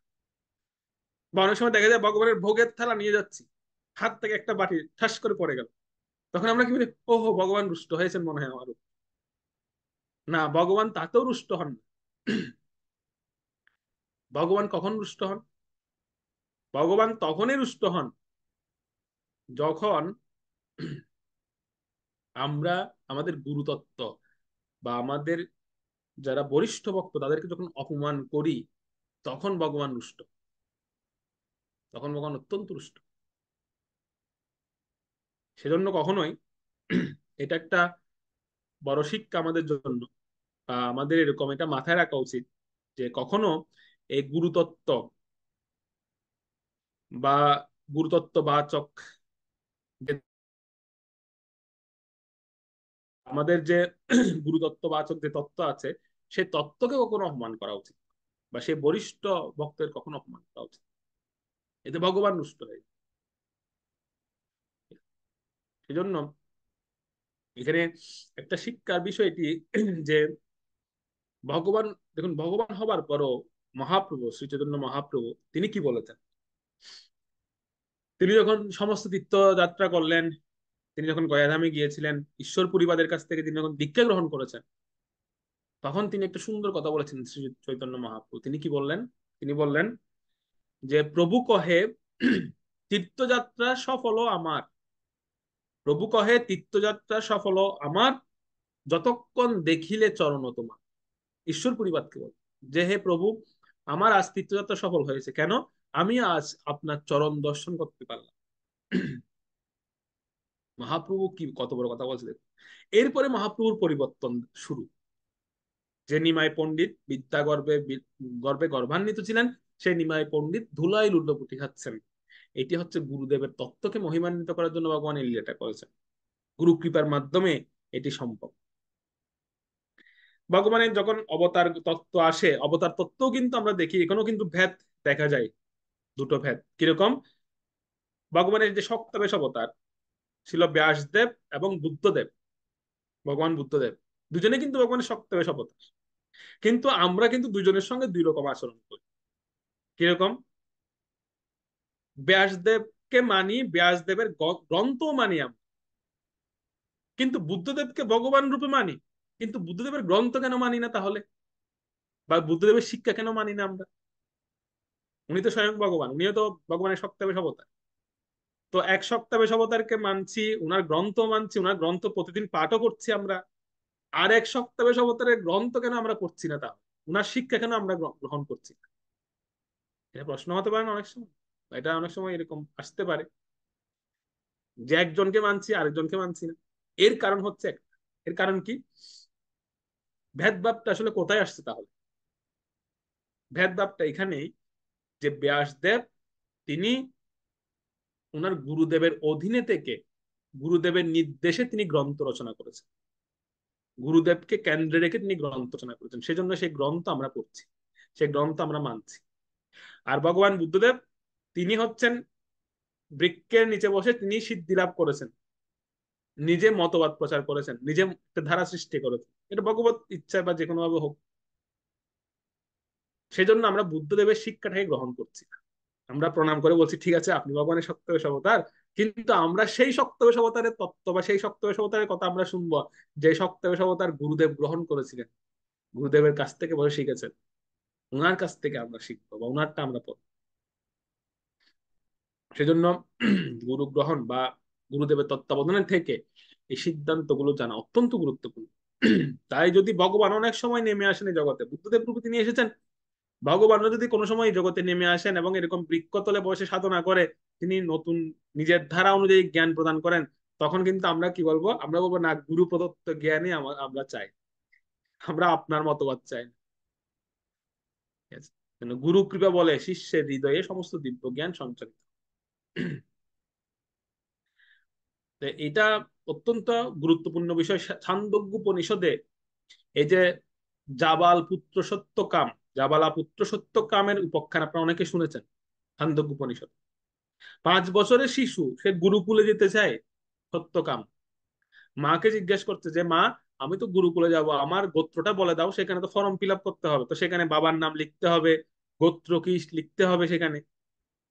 তো মা বলছে, দেখো বাবা, আমি তো দাসী, আমি প্রত্যেকের মানুষের বাড়িতে কাজ করে করে আমি চলি, এরকম আমি কাজ করছিলাম আর তোমার জন্ম হয়ে গেছে, এই হচ্ছে তোমার পিতৃ পরিচয়।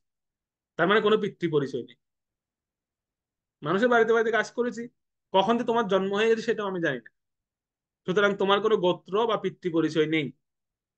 তো সত্যকাম ওই কথাটা শুনেই সে গুরুকুলে চলে গিয়েছে। আর গুরুদেব যখন তাকে জিজ্ঞেস করছে, গৌতম ঋষি যখন তাকে জিজ্ঞেস করছিল যে তোমার মায়ের নাম কি, মায়ের নাম বলেছে জাবালা, তো বাবার নাম কি বা পিতৃ পরিচয় কি বা গোত্র কি, তখন সত্যকাম বলছেন যে আমার কোনো গোত্র নেই, আমার মা মানুষের বাড়িতে দাসী হিসেবে কাজ করতেন, আর সেখানে আমার জন্ম হয়ে গেছে, উনি নিজেও জানেন না আমার পিতাকে। তখন গুরুদেব বললেন, তুমি হচ্ছে ব্রাহ্মণ সন্তান, তুমি হচ্ছে প্রকৃত ব্রাহ্মণ সন্তান। কেন? কারণ তুমি সত্য কথা বলেছো। এই জগতে কেউ সত্য কথা বলে না, সবাই লুকায় সত্য কথা বা সত্যকে লুকায় সব। কিন্তু সত্যকাম তিনি সত্য কথা স্বীকার করেছেন গুরুদেবের সামনে, সেজন্য গুরুদেব বলছেন তুমি হচ্ছে ব্রাহ্মণ কুমার, সত্যিকার অর্থে তুমি হচ্ছে ব্রাহ্মণ, কারণ তুমি সত্যি কথাটাই বলেছো আমায়। সত্যি কথা স্বীকার করা হচ্ছে ব্রাহ্মণের কাজ। সুতরাং তোমার গোত্রের দরকার নেই, আমি তোমাকে গোত্র দিচ্ছি, যাও তোমার গোত্রের করে আমি লিখে দিচ্ছি তুমি হচ্ছে ব্রাহ্মণ, এভাবে বলে দিয়েছে। এই হচ্ছে সত্যকাম পদ্ধতি। তো সেই সত্যকামকে গুরুদেব সেবা দিয়েছিলেন। গুরুদেবকে তখন তিনি জিজ্ঞেস করলেন যে আমার সেবা কি হবে। তো গুরুদেব বললেন, তোমার সেবা হচ্ছে আমার এই গোশালায় 400টা গাভী আছে, মানে বৃষ সহ 400টা গাভী আছে, তো এই গাভীগুলোকে চড়ানো হচ্ছে তোমার কাজ। এবং এই গাভীগুলো যেদিন 400 থেকে 1000-এ রূপান্তরিত হবে, সেদিন তুমি আমার কাছে আসবে, সেদিন তোমাকে আমি দিব্য জ্ঞান প্রদান করব। তো সত্যকাম নিয়ে গেছেন সেই 400 গাভীকে বনে চড়ানোর জন্য, এবং সেই 400 গাভীগুলোকে এত সুন্দর তিনি লালন পালন করেছিলেন, সেই 400 গাভী থেকে তিনি 1000-এরও বেশি গাভী করে ফেলেছিলেন। 1000-এরও বেশি গাভী হয়ে গেছে। তো যখন 1000 পূর্ণ হলো, 1000 ক্রস করে আরো বেশি হয়ে গেল, তখন একটি বৃষ এসে ওনাকে বলছিলেন যে সত্যকাম, এখন তো তোমার গুরুদেবের কথা তুমি রেখেছো, গুরুদেব তোমাকে বলেছে যে যেদিন 1000টা গাভী হয়ে যাবে সেদিন তুমি গুরুকুলে ফিরে আসবে, তো চলো আজকে গুরুকুলে, আমরা তো 1000-এর বেশি হয়ে গেছে, তুমি তোমার গুরুদেবকে দেওয়া প্রতিজ্ঞা রক্ষা করেছো, চলো এখন গুরুকুলে ফিরে যাই আমরা। তো সত্যকাম বলছে, আরে বৃষ কথা বলছে, এটা সাধারণ কোনো বৃষ নয়, বৃষ তো কথা বলতে পারে না, তো এই বৃষ কথা বলছে মানে এই বৃষটা সাধারণ কেউ নয়, তুমি কে? তখন বৃষ বলছেন যে আমি হচ্ছি স্বয়ং বায়ু। তো ভগবান বায়ুদেব তিনি বৃষরূপে এসেছেন, এসে সত্যকামকে বলছে যে চলো গুরুকুলে ফিরে যাই।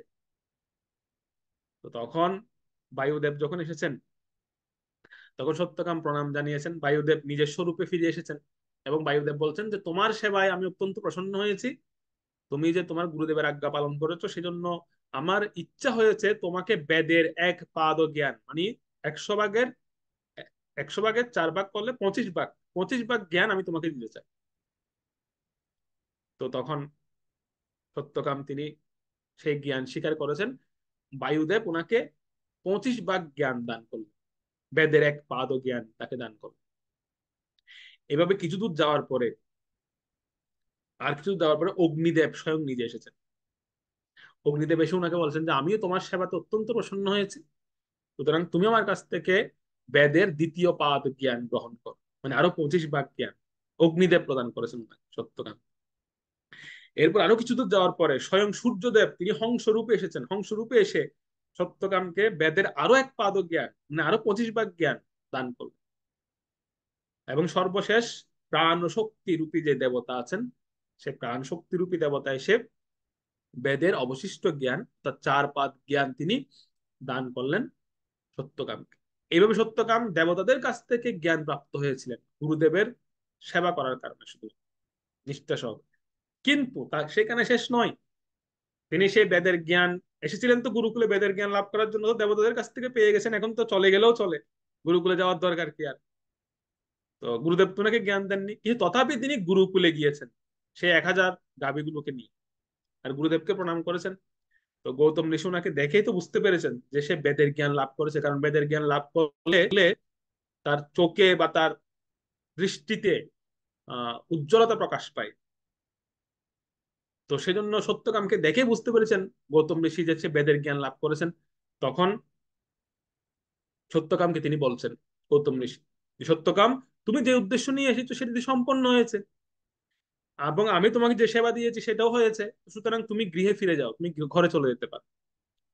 তো সত্যকাম বলছেন, না গুরুদেব, আমাকে দেবতারা জ্ঞান দান করেছে ঠিকই, কিন্তু যতক্ষণ সেই জ্ঞান আপনি আমাকে না দিচ্ছেন, আপনি না বলছেন যতক্ষণ সেই জ্ঞান, ততক্ষণ পর্যন্ত এই জ্ঞানের কোনো মূল্য নেই, বা এই জ্ঞান কোনো সময় ক্রিয়া করবে না। সুতরাং আমি আপনার কাছ থেকে বেদের সম্পূর্ণ চার পাদ ও জ্ঞান আবার পুনরায় শ্রবণ করতে চাই, আবার গ্রহণ করতে চাই। এটা শুনে গৌতম ঋষি অত্যন্ত প্রসন্ন হয়েছেন এবং তিনি সত্যকামকে পুনরায় আবার বেদের জ্ঞান প্রদান করেন। এটি হচ্ছে একজন উপযুক্ত শিষ্যের আহ আসলে লক্ষণ। শিষ্য আহ যতই সে বিদ্বান হোক না কেন, বা যতই সে পণ্ডিত হোক না কেন, তার উচিত হচ্ছে গুরুদেবের অধীনে থেকে বা গুরুদেবের আনুগত্য থেকে, গুরুদেবের কাছ থেকে জ্ঞান গ্রহণ করা। তখন সেই জ্ঞান ফলপ্রদ হয়, ফলবতী হয়, তখন সেটা শক্তিশালী, ক্রিয়াশীল হয়। তখন বলে না একটা চৈতন্য চরিতামৃতের শ্লোক আছে মধ্যলীলায়, যে তাতে কৃষ্ণ বজে করে গুরুর সেবন, মায়া জাল ছুটে পাই কৃষ্ণের চরণ। আমরা তো সবাই ভগবানের চরণ পাওয়ার জন্য ছুটছি, কিন্তু কিভাবে পাবো? তো বলা হচ্ছে তাতে কৃষ্ণ বজে, কৃষ্ণ ভজনা করবে এবং কি করবে, গুরুর সেবন, গুরুদেবের সেবা করবে। তার ফলে কি হবে? তার ফলে হচ্ছে মায়া জালটা ছুটে যায় প্রথম, মায়া জাল ছুটে, মায়া জাল ছেড়ে দেয় তাকে, আর কি পাই, কৃষ্ণের চরণ। এটি হচ্ছে গুরুদেবের সেবা করার ফল। সেজন্য ইসকনে দেখবেন বিভিন্ন রকমের ধাপ আছে দীক্ষার পূর্বে। গুরু পদাশ্রয়, তারপরে হচ্ছে দীক্ষা, আগে তো এখন গুরু আকাঙ্ক্ষী, গুরু পদাশ্রয়, এরপর হচ্ছে দীক্ষা, তারপর সেবা নিষ্ঠা সহকারে। তো গুরুদেব আমাদেরকে সবাইকে মন্ত্র দান করেছেন, প্রত্যেকে এখানে যারা যারা আছেন দীক্ষিত ভক্ত, বা যারা অনেকে গায়ত্রী দীক্ষিত আছেন। তো গুরুদেব আমাদেরকে মন্ত্র দিয়েছেন, কিন্তু সেই মন্ত্রটা ক্রিয়া শক্তি হবে কখন, বা এই মন্ত্রটা ক্রিয়াশীল হবে কখন? গুরুদেব আমাদের সেবা দেখেন, যে আমরা কি সেবা করছি। এই সেবা দেখে তিনি কিন্তু মন্ত্রের মধ্যে কৃপা শক্তি বা ক্রিয়া শক্তিটা প্রদান করেন। না হলে দেখবেন এরকম অনেক শিষ্যরা আছেন যারা হাজার হাজার বছর ধরে মন্ত্র জপ করছেন, কিন্তু তাতে কোনো ফল হচ্ছে না, তাতে কোনো কিছু প্রাপ্ত হচ্ছে না। কেন? কারণ তারা গুরুদেবকে সেবার দ্বারা সন্তুষ্ট করতে পারছেন না, বা গুরুদেব তাদের সেবা দেখতে পাচ্ছেন না। গুরুদেব কিন্তু সেবা দেখে, সেবা দেখে সেইভাবে কিন্তু মন্ত্রের মধ্যে আমাদের কৃপা শক্তি বা মন্ত্রের যে চলন শক্তি, সেটি তখন ক্রিয়াশীল হয় এই সেবার ফলে। সেজন্য খুব গুরুত্বপূর্ণ এটা। আমরা তো ভাবি যে আইডিসি কোর্স হয়ে গেছে, ভক্তি শাস্ত্রী হয়ে গেছে, ভক্তি বৈভব হয়ে গেছে, সুতরাং এখন গোলক বৃন্দাবন ধামের টিকিট আমি পেয়ে গেছি, গোলক বৃন্দাবন ধামে চলে যেতে হবে। আমরা এরকম ভাবে অনেক, কিন্তু না না না, এত সহজ নয়। দীক্ষা মানে হচ্ছে কিন্তু একটা প্রক্রিয়া। দীক্ষা মানে এরকম নয় যে আমাদের গোলক বৃন্দাবন ধামের টিকিট হয়ে গেছে, এটা নয়। দীক্ষা মানে হচ্ছে একটা প্রক্রিয়া। দি শব্দে অর্থ হচ্ছে দিব্য জ্ঞান ইয়ত দদ্দাত, মানে দিব্য জ্ঞান সঞ্চারিত হয় দি মাধ্যমে। আর যে খা আছে, খা মানে হচ্ছে কুরিয়াত পাপস্য সংস্কয়ম, দীক্ষা গ্রহণের সঙ্গে সঙ্গে দিব্য জ্ঞান গুরুদেব আমাদের দেন, আর সেই দিব্য জ্ঞানের প্রভাবে কি হয়, আমাদের সমস্ত পাপ ক্ষয় প্রাপ্ত হয়, সমস্ত পাপ ক্ষয় প্রাপ্ত দিব্য জ্ঞান প্রাপ্তির সাথে সাথে। আনুগত্য সেবা করা, এটার নাম হচ্ছে দীক্ষা। এরপর আনুগত্য সেবাটা আসে, আনুগত্য সেবা করা খুব গুরুত্ব। বর্তমানে এটা একটা অনেক চ্যালেঞ্জ হয়ে দাঁড়িয়েছে আমাদের প্রত্যেকের জন্য, অনেক বড় চ্যালেঞ্জ। আগের দিনে তো আসলে শিষ্যরা বাইরে গিয়ে প্রচার করতেন না, এখন তো শিষ্যরা আজকে দীক্ষা নিয়েছে তো কালকে প্রচারক। আমরা যেদিন দীক্ষা নিচ্ছে এর পরের দিন থেকে প্রচারক, বা দীক্ষা নেওয়ার আগে থেকে প্রচারক, এরকম আছে। তো এক বর্তমান সময় সেজন্য একটু চ্যালেঞ্জ হয়ে গেছে আমাদের প্রত্যেকের জন্য। হম বা অনেক সময় দেখা যায় আমরা কিছু কিছু পড়ালেখা করে বা ইউটিউবে কিছু কিছু শুনে দেখে আমরা অনেক সময় নিজেকে অনেক বড় পণ্ডিত ভাবি, যে আমি অনেক কিছু জানি, অনেক কিছু জানি।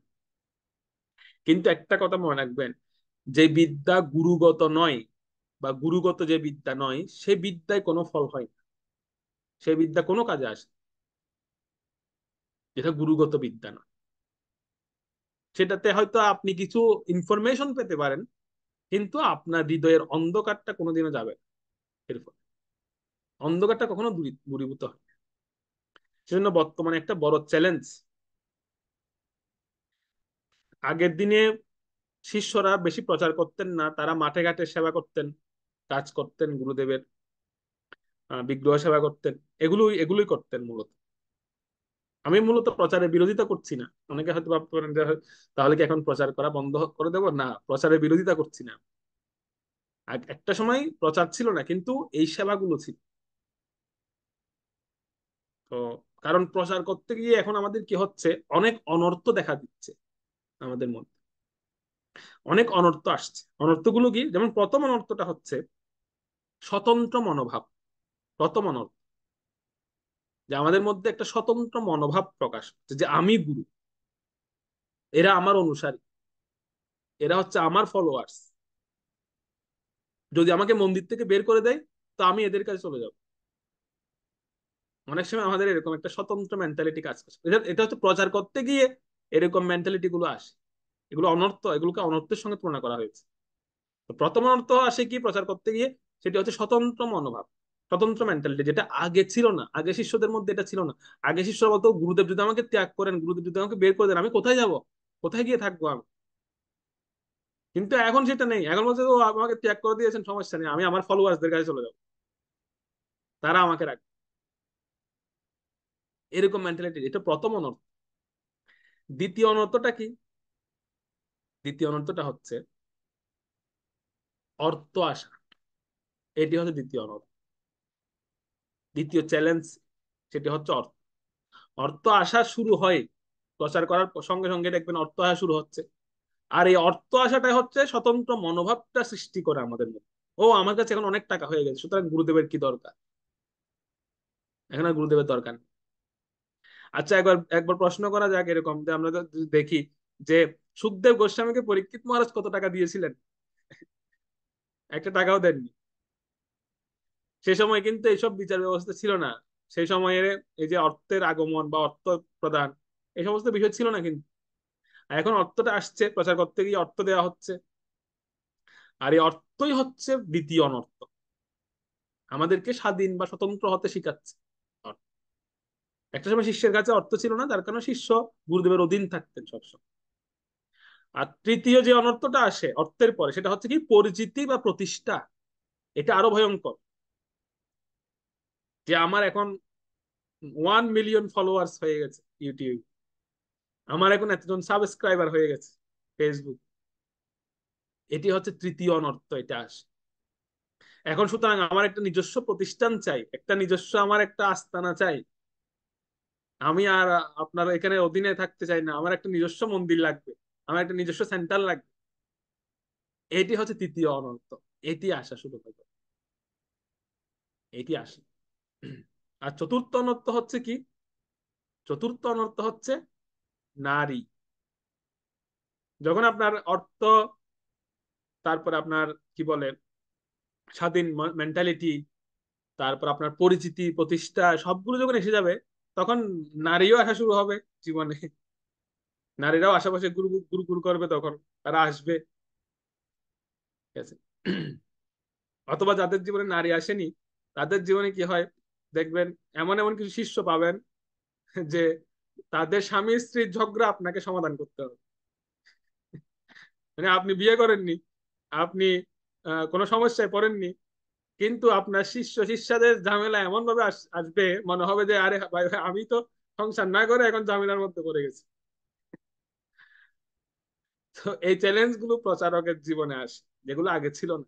আগে যখন শিষ্য গুরুদেবের চরণ ধরে আশ্রমে পড়ে থাকতেন, তখন তাকে এই সমস্যাগুলো ফেস করতে হতো না, অনেকটা নিরাপদ ছিল তখন। কিন্তু এখন এই প্রচার করতে গিয়েই এই চ্যালেঞ্জ গুলো মোকাবেলা করতে হবে। এই চ্যালেঞ্জ গুলো আসে আমার। সেজন্য অনেক সময় সামর্থ্যবান হওয়া চাই প্রচারকের। প্রচারক যিনি হবেন, ওনাকে অনেক সামর্থ্যবান হতে হবে, অনেক সামর্থ্যবান হতে হবে। কারণ যদি তিনি একটু অসাবধান হন, তো তিনিও করতে পারবেন, উনার ফলোয়ার্সরাও করতে গিয়ে পড়বে, সবাইকে করতে পড়তে হবে। সেজন্য একজন প্রচারক অনেক সামর্থ্য লাগে, আর অনেক সাধনার যোগ্যতা, অনেক কৃপা শক্তি প্রয়োজন তার, তবেই সে প্রচারক হতে পারে। খুব গুরুত্বপূর্ণ এটি একটা বিষয়। গুরুদেবের প্রয়োজনীয়তাটা হচ্ছে এখানে, গুরুতত্ত্বের প্রয়োজনীয়তা হচ্ছে এখানে। গুরুতত্ত্বের প্রয়োজনীয়তা কেন? কারণ আমরা দেখবেন, আমরা অন্যকে ভক্তি বিষয়ক জ্ঞান দিতে পারি, বা আমরা অন্যকে ভক্তি বিষয়ক সমাধান দিই। যেমন এই ক্লাস শেষে, বা আমরা ক্লাস শেষে জিজ্ঞেস করি না কার কি প্রশ্ন আছে, সবাই প্রশ্ন করেন, যিনি বক্তা থাকেন তিনি সমাধান দেন। কিন্তু একবারও ভেবেছেন যে যিনি সমাধান দিচ্ছেন তার জীবনের সমস্যার সমাধান সে কোথা থেকে করবে? তারও তো সমস্যা হয়, তারও তো সমস্যা আসে, তাহলে সে সমাধান করবে কোথায়, কার কাছে যাবে সে? এই জন্য গুরুতত্ত্বের প্রয়োজন। অর্থাৎ যিনি বক্তা, উনার জীবনের সমস্যা সমাধানের জন্য গুরুদেব প্রয়োজন, গুরুদেবের কাছে যেতে হবে। এই জন্য গুরুতত্ত্বের প্রয়োজন। অন্যকে ভক্তি বিষয়ক সমাধান দেওয়া সহজ, কিন্তু নিজের সমস্যা যখন আসে তখন সে কার কাছে যাবে? তখন তার উচিত গুরুদেবের কাছে যাওয়া, গুরুদেবের শরণাপন্ন হওয়া। তো সেটাও বলছিলাম, অনেক সময় দেখবেন শিষ্য অনেক সময় গুরুদেবের থেকেও জ্ঞানে হয়তো দেখা যায় অনেক বড় পণ্ডিত হয়ে যান, বা জ্ঞান অনেক সময় বড় হয়ে যান শিষ্য, কিন্তু গুরুদেব কেন প্রয়োজন? তথাপি গুরুদেব এই জন্যই প্রয়োজন যে কৃষ্ণকে সুখী করার যে বাসনা, সেটি কেবল গুরুদেবের মধ্যেই থাকে। শিষ্য যত বড় জ্ঞানী হোক, যত বড় বিজ্ঞ ব্যক্তি হোক, শিষ্যের মধ্যে কখনো এটা থাকে না। কৃষ্ণকে সুখী করার বাসনাটা কেবল গুরুদেবের মধ্যেই থাকে, এটা শিষ্যের মধ্যে কোনোদিনও আসবে না। আরেকটা কারণে আমরা আমাদের গুরুতত্ত্বের প্রয়োজন হয় বা গুরুদেবের প্রয়োজন হয়, সেটা হচ্ছে কি, যে জ্ঞানের দ্বারা বা পুণ্যকর্মের দ্বারা হৃদয় শোধন হয় না, বরং দম্ভ আরো বেড়ে যায় সেখানে। কেবল গুরুদেবের বাণী, গুরুদেবের কথা শ্রবণ এবং সেটা পালনের মাধ্যমে হৃদয় শোধন। এই জন্য গুরুতত্ত্বের প্রয়োজন একজন শিষ্যের জীবন, খুব গুরুত্ব। এই গুরুতত্ত্বের সেবাটা কেমন হবে, গুরুতত্ত্বের সেবাটা আমরা কিভাবে করতে পারি, সেটাও খুব গুরুত্বপূর্ণ, সেটাও আমাদের শিখে রাখা উচিত। চাণক্য পণ্ডিত খুব জোর দিয়েছেন এই বিষয়ের উপর। চাণক্য পণ্ডিত বলছেন যে সন্নিকটস্তু বিনাশায় দূরস্থ ন ফলপ্রদ। যে জগতে চারটা জিনিস আছে, চারটা বস্তু আছে, যে চারটা বস্তুর সন্নিকটে গেলেই আপনি বিনাশ প্রাপ্ত হবেন, মানে খুব কাছাকাছি গেলে বিনাশ প্রাপ্ত হবেন, আবার দূরে গেলে ফল পাবেন না। সে চারটি বস্তু কি? সন্নিকট সন্নিকটস্থ বিনাশায় দূরস্থ ন ফলপ্রদ। তাহলে কি করতে হবে? সেব্যত মধ্যমায়েন, মধ্যমে, বেশি দূরেও নয় বেশি কাছেও নয়, মাঝামাঝি থেকে সেবা করা উচিত। কোন চারটা জিনিসের? স্ত্রীয়, রাজা, বর্ণী, গুরু, চারটা জিনিস। তিনি বলছেন এই চারটা বস্তুর বেশি কাছাকাছি যাওয়া যাবে না, আবার বেশি দূরে থাকা যাবে না, মাঝামাঝি থেকে সেবা করতে হবে, তাহলে ব্যালেন্স থাকবে। আর না হলে কিন্তু, যদি বেশি কাছাকাছি চলে যান, সন্নিকটে চলে যান, তাহলে বিনাশ প্রাপ্ত হবেন, আর বেশি দূরে গেলে ফল পাবেন না। তারা সেই চারটা বস্তু কি? প্রথম হচ্ছে স্ত্রীয়, স্ত্রী, প্রথমে হচ্ছে স্ত্রী। এটা আমার থেকে আপনারা ভালো বুঝবেন, তো আপনাদের অভিজ্ঞতা আছে। দ্বিতীয়টা হচ্ছে রাজা, স্ত্রী, রাজা। দেখবেন রাজার বেশি কাছাকাছি গেলেও বিপদ আছে। কোনো না কোনো কাজে ভুল করেছেন, সঙ্গে সঙ্গে আপনাকে দণ্ড দিয়ে দেবে, এই একে জেলে দিয়ে দেবে। আবার বেশি দূরে চলে গেলে রাজার থেকে, সেখানেও বেশি ফল পাবেন না। মাঝামাঝি থেকে সেবা করা উচিত। স্ত্রী, রাজা, বর্ণী। বর্ণী মানে হচ্ছে কি, যারা হচ্ছে অর্থাৎ অগ্নি। বর্ণী মানে হচ্ছে অগ্নি, অর্থাৎ অগ্নির খুব কাছাকাছি যাওয়াটাও বিপজ্জনক, আবার অগ্নি থেকে দূরত্ব অবস্থান করাটাও বিপজ্জনক, মানে সেটাও ফলপ্রদ হবে না, তো সে তার দ্বারা কোনো কোনো কাজে আসবে না। সেজন্য মাঝামাঝি থাকতে হবে। স্ত্রী, রাজা, অগ্নি, এবং লাস্টে বলা হচ্ছে গুরু। গুরুদেবের অতি নিকটে থাকাটাও বিপজ্জনক, যদি কোনো অপরাধ হয়ে যায়। সেরকম উন্নত মার্গে যদি শিষ্য আমরা না হই প্রকৃতভাবে, কিভাবে গুরুদেবের কাছাকাছি থাকা যায় সেটা আমরা পরে পরে বলছি। প্রথমত হচ্ছে আগে সেরকম উন্নত স্তরে না গেলে গুরুদেবের কাছাকাছি গিয়েও আমরা দোষ দর্শন করবো, তার ফলে অপরাধ হবে আমার। সেজন্য গুরুদেবের খুব কাছাকাছিও নয়, আবার দূরত্বেও নয়, মাঝামাঝি থেকে আমাদের সেবা করা উচিত। Okay? অর্থাৎ সেবক মনোভাব নিয়ে। তাই সেবক মনোবৃত্তিতে হচ্ছে কিরকম, যে আমরা যে মন্দিরে আছি বা যে মন্দিরের অধীনে আমরা সেবা করছি সেই মন্দিরটাকে গুরুগৃহ বলে মনে করা, এটি হচ্ছে সেবক মনোবৃত্তি। শ্রী বিগ্রহগুলোকে গুরুদেবের বিগ্রহ বলে মনে করা, এইভাবে এই ভাব নিয়ে সেবা করা উচিত। এই হচ্ছে সেবক মনোবৃত্তি। প্রকৃত সরলতা, সরল শিষ্যই গুরুদেবের সন্নিকটে থেকে গুরুদেবের সেবা করতে পারে। যদি কোনো শিষ্য সরল হন, প্রকৃত সরল থাকে ওনার মধ্যে, প্রকৃত সরলতা মানে হচ্ছে গুরুর আদেশে বুদ্ধি প্রয়োগ না করা, গুরুদেব যে আদেশ দেন সেখানে বিচার না করা, সেটা এরকম না বাবা আচ্ছা একটু বুদ্ধি দিয়ে বিচার করি, গুরুদেব এই কথাটা কেন বলেছেন বা গুরুদেব এই আদেশটা কেন করেছেন, সেখানে বুদ্ধিটাকে প্রয়োগ না করে যেভাবে বলেছেন সেভাবে করা, এটার নাম হচ্ছে সরলতা। বুদ্ধি যখন অনুগত হয়ে যায় তখন তাকে বলে সরলতা। এক কথা, বুদ্ধিটা আপনার অনুগত হয়ে থাকে, এর নাম হচ্ছে সরলতা। আর যে বুদ্ধিতে আমরা কি করি, যে বুদ্ধিতে আমরা নিজের আহ বুদ্ধিটাকে আমরা যে গুরুর আদেশে আমরা বুদ্ধিকে প্রয়োগ করি, বুদ্ধি দিয়ে বিচার করি যেটাকে আমরা, সেটাকে সরলতা বলে। সেজন্য অনেক সময় দেখবেন গুরুদেব আমাদের আদেশ দেন, তো তিনি দুই রকম ভাবে আদেশ দেন, একটি হচ্ছে সাধারণ আদেশ আর একটি হচ্ছে বিশেষ আদেশ। সাধারণ আদেশটা কেমন? সাধারণ আদেশটা হচ্ছে জেনারেল, যে নিয়মগুলো বলেন, 4 নিয়ম পালন করো, 16 মালা জপ করো, হরিনাম করো, এইসব বিষয়গুলো সাধারণ নিয়ম, সাধারণ আদেশ তিনি আমাদেরকে দান করেন। আর বিশেষ আদেশগুলো কখন দেন? বিশেষ আদেশগুলো তাদেরকে দেন যারা হচ্ছে সরল ভক্ত, যারা হচ্ছে গুরুদেবের আদেশের সঙ্গে বুদ্ধিকে প্রয়োগ না করে গুরুদেব যেভাবে বলেছেন সেভাবে তোমরা সেবা করেন, সেরকম ভক্তকে তিনি বিশেষ আদেশগুলো দান করেন। বিশেষ আদেশ মানে বিশেষ কোন সেবা সেই ভক্তকে তিনি দেন, যে তুমি এই সেবাটা করো। প্রভুপাদের অনেক শিষ্য দেখবেন এখনো পর্যন্ত, তারা আহ অনেক সময় দেখে অবাক লাগে যে তারা অনেক বয়স হয়ে গেছে, তারা সন্ন্যাসী, অনেক বয়স হয়ে গেছেন ওনাদের, বা যারা গৃহস্থ আছেন ওনারাও অনেক বয়স হয়ে গেছেন, এখনো পর্যন্ত প্রভুপাদ যে আদেশটা দিয়েছেন সেটা করে যাচ্ছে। এখন যদি সেটা নাও করেন তাতে কোনো অসুবিধা নেই, কিন্তু ওনারা বলছেন না প্রভুপাদ আমাকে এই আদেশটা দিয়ে গেছে, সেজন্য আমি আমৃত্যু এটা করবো। ওনারা ওনাদেরকে গুরুদেব বিশেষ আদেশ দান করে,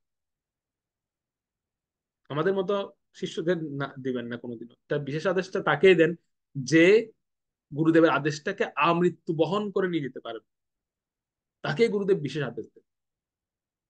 ঠিক আছে, এই জন্য আমাদের মনোভাবটা এরকম করা উচিত। তো সেজন্য যেহেতু সামনে গুরু মহারাজের আসন্ন ব্যাস পূজা মহোৎসব, বা আমরা যখন গুরুদেবের আমাদের গুরুবর্গদের ব্যাস পূজাগুলো করি, ব্যাস পূজা অনুষ্ঠানগুলো করি, তো আমাদের মনোভাবটা আসলে এমন থাকা উচিত, আমাদের মনোভাবটা এরকম করা উচিত তখন, যে আমাদের সমস্ত কিছুর পরিপূর্ণতা প্রাপ্ত হবে সেদিন, যেদিন আমরা আমাদের সেবার দ্বারা গুরুদেবকে সন্তুষ্ট করতে পারি, গুরুদেব প্রসন্ন হবে, গুরুদেবের মুখে স্মিত হাসি আসবে, সেদিন হচ্ছে আমার সার্থক। গুরুদেব যেদিন বলবে যে হ্যাঁ তোমার সেবায় আমি প্রসন্ন,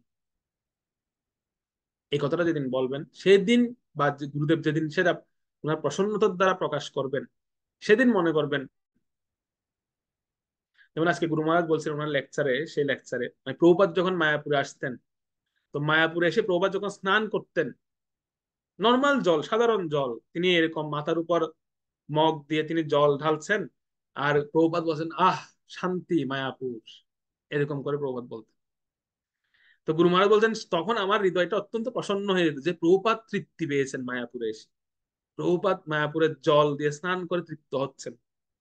এইটি হচ্ছে, এই ভাবটা দেখা উচিত একজন শিষ্যের, যে গুরুদেব কিসে প্রসন্ন হচ্ছে, গুরুদেব কিসে তৃপ্ত হচ্ছেন, সেদিন বোঝা যাবে, সেদিন হচ্ছে যে হ্যাঁ সেদিন প্রকৃত গুরুদেব কৃপা করছেন সেই শিষ্য, বা সেদিন, সেদিনই হচ্ছে আমাদের সার্থকতা, সমস্ত সেবা, সমস্ত কিছু সার্থকতা সেদিনই হয়। তাই আমিও ব্যক্তিগতভাবে আপনাদের কাছ থেকে আশীর্বাদ প্রার্থনা করছি, যেন আমারও, আমার কোনো গুরুদেবের প্রতি কোনো অনুরাগ নেই, কোনো ভক্তি নেই, বা কোনো শ্রদ্ধা নেই, কিছু নেই, আসলে গুরুদেবের চরণে কোনো রতিমতি নেই। তো আপনাদের সমস্ত বৈষ্ণবদের চরণে প্রার্থনা নিবেদন করছি যে আমাকে আশীর্বাদ করবেন যেন এই আপনাদের থেকে, আপনাদের মধ্যে যে গুরু ভক্তি আছে আপনাদের প্রত্যেকের মধ্যে, সেখান থেকে কিঞ্চিত কিঞ্চিত পরিমাণ, বেশি লাগবে না, অল্প অল্প পরিমাণ করে যদি আপনারা আমাকে দান করেন, তাহলে কিছুটা গুরু ভক্তি বা গুরুদেবের প্রতি কিছুটা রতি আমি প্রাপ্ত হতে পারবো। গুরু শ্রী গুরু চরণের রতি, এই সেই উত্তম গতি, এটাই একমাত্র গতি, যে প্রসাদে পুরে স্বর্গ আসে। তো সেটা আমি প্রাপ্ত হতে পারি, সেজন্য আপনাদের কাছে এই এই অনুরোধ রাখছি বা এই প্রার্থনা রাখছি, প্রত্যেকে আমার জন্য আশীর্বাদ করবেন।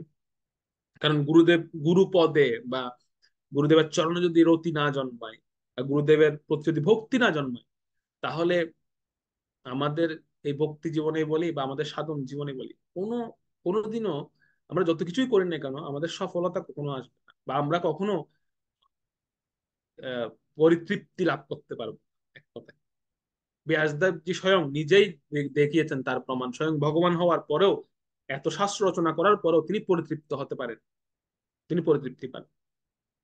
তো সেখানে আমাদের কি কথা? সেজন্য আপনাদের সকলের করুণা ভিক্ষা করছি। আসন্ন ব্যাস পূজায় আমরা প্রত্যেকেই গুরুদেবের কাছে একটাই প্রার্থনা করা উচিত আমাদের, যে আমাদের যেন জন্ম জন্মান্তর ধরে গুরু মহারাজের চরণ কমলে বা গুরুবর্গদের চরণ কমলে যেন আমাদের রতিমতি হয়, যেন আমরা শিল প্রভুপাদের মনোভাবকে সামনে রেখে সেই লক্ষ্য উদ্দেশ্যকে বাস্তবায়ন করতে পারি এবং গুরুদেবকে প্রসন্ন করতে পারি। আলটিমেটলি এইটাই চাওয়া, যে আমরা যেন গুরুদেবকে প্রসন্ন করতে পারি। আমাদের হয়তো, হ্যাঁ, আমরা হনুমানজির মতো বৃহৎ সেবা করতে পারবো না বা বড় কোনো কিছু করতে পারবো না, কিন্তু আমরা সেই কাঠবিড়ালির মতো ছোট কিছু করে হলেও আমরা যেন গুরুদেবকে প্রসন্ন করতে পারি। এইটা আমাদের ব্যাস পূজায় বা আমাদের আহ গুরু মহারাজের, গুরুবর্গদের যে জন্মতিথি আবির্ভাব তিথি গুলো আসে, সেখানে আমাদের একমাত্র প্রার্থনা হওয়া উচিত এটাই, যে আমাদের কৃতকর্মের দ্বারা বা আমাদের সেবার মাধ্যমে যেন আমরা গুরুদেবকে প্রসন্ন করি, গুরুদেব প্রসন্নতা বিধান করতে পারি।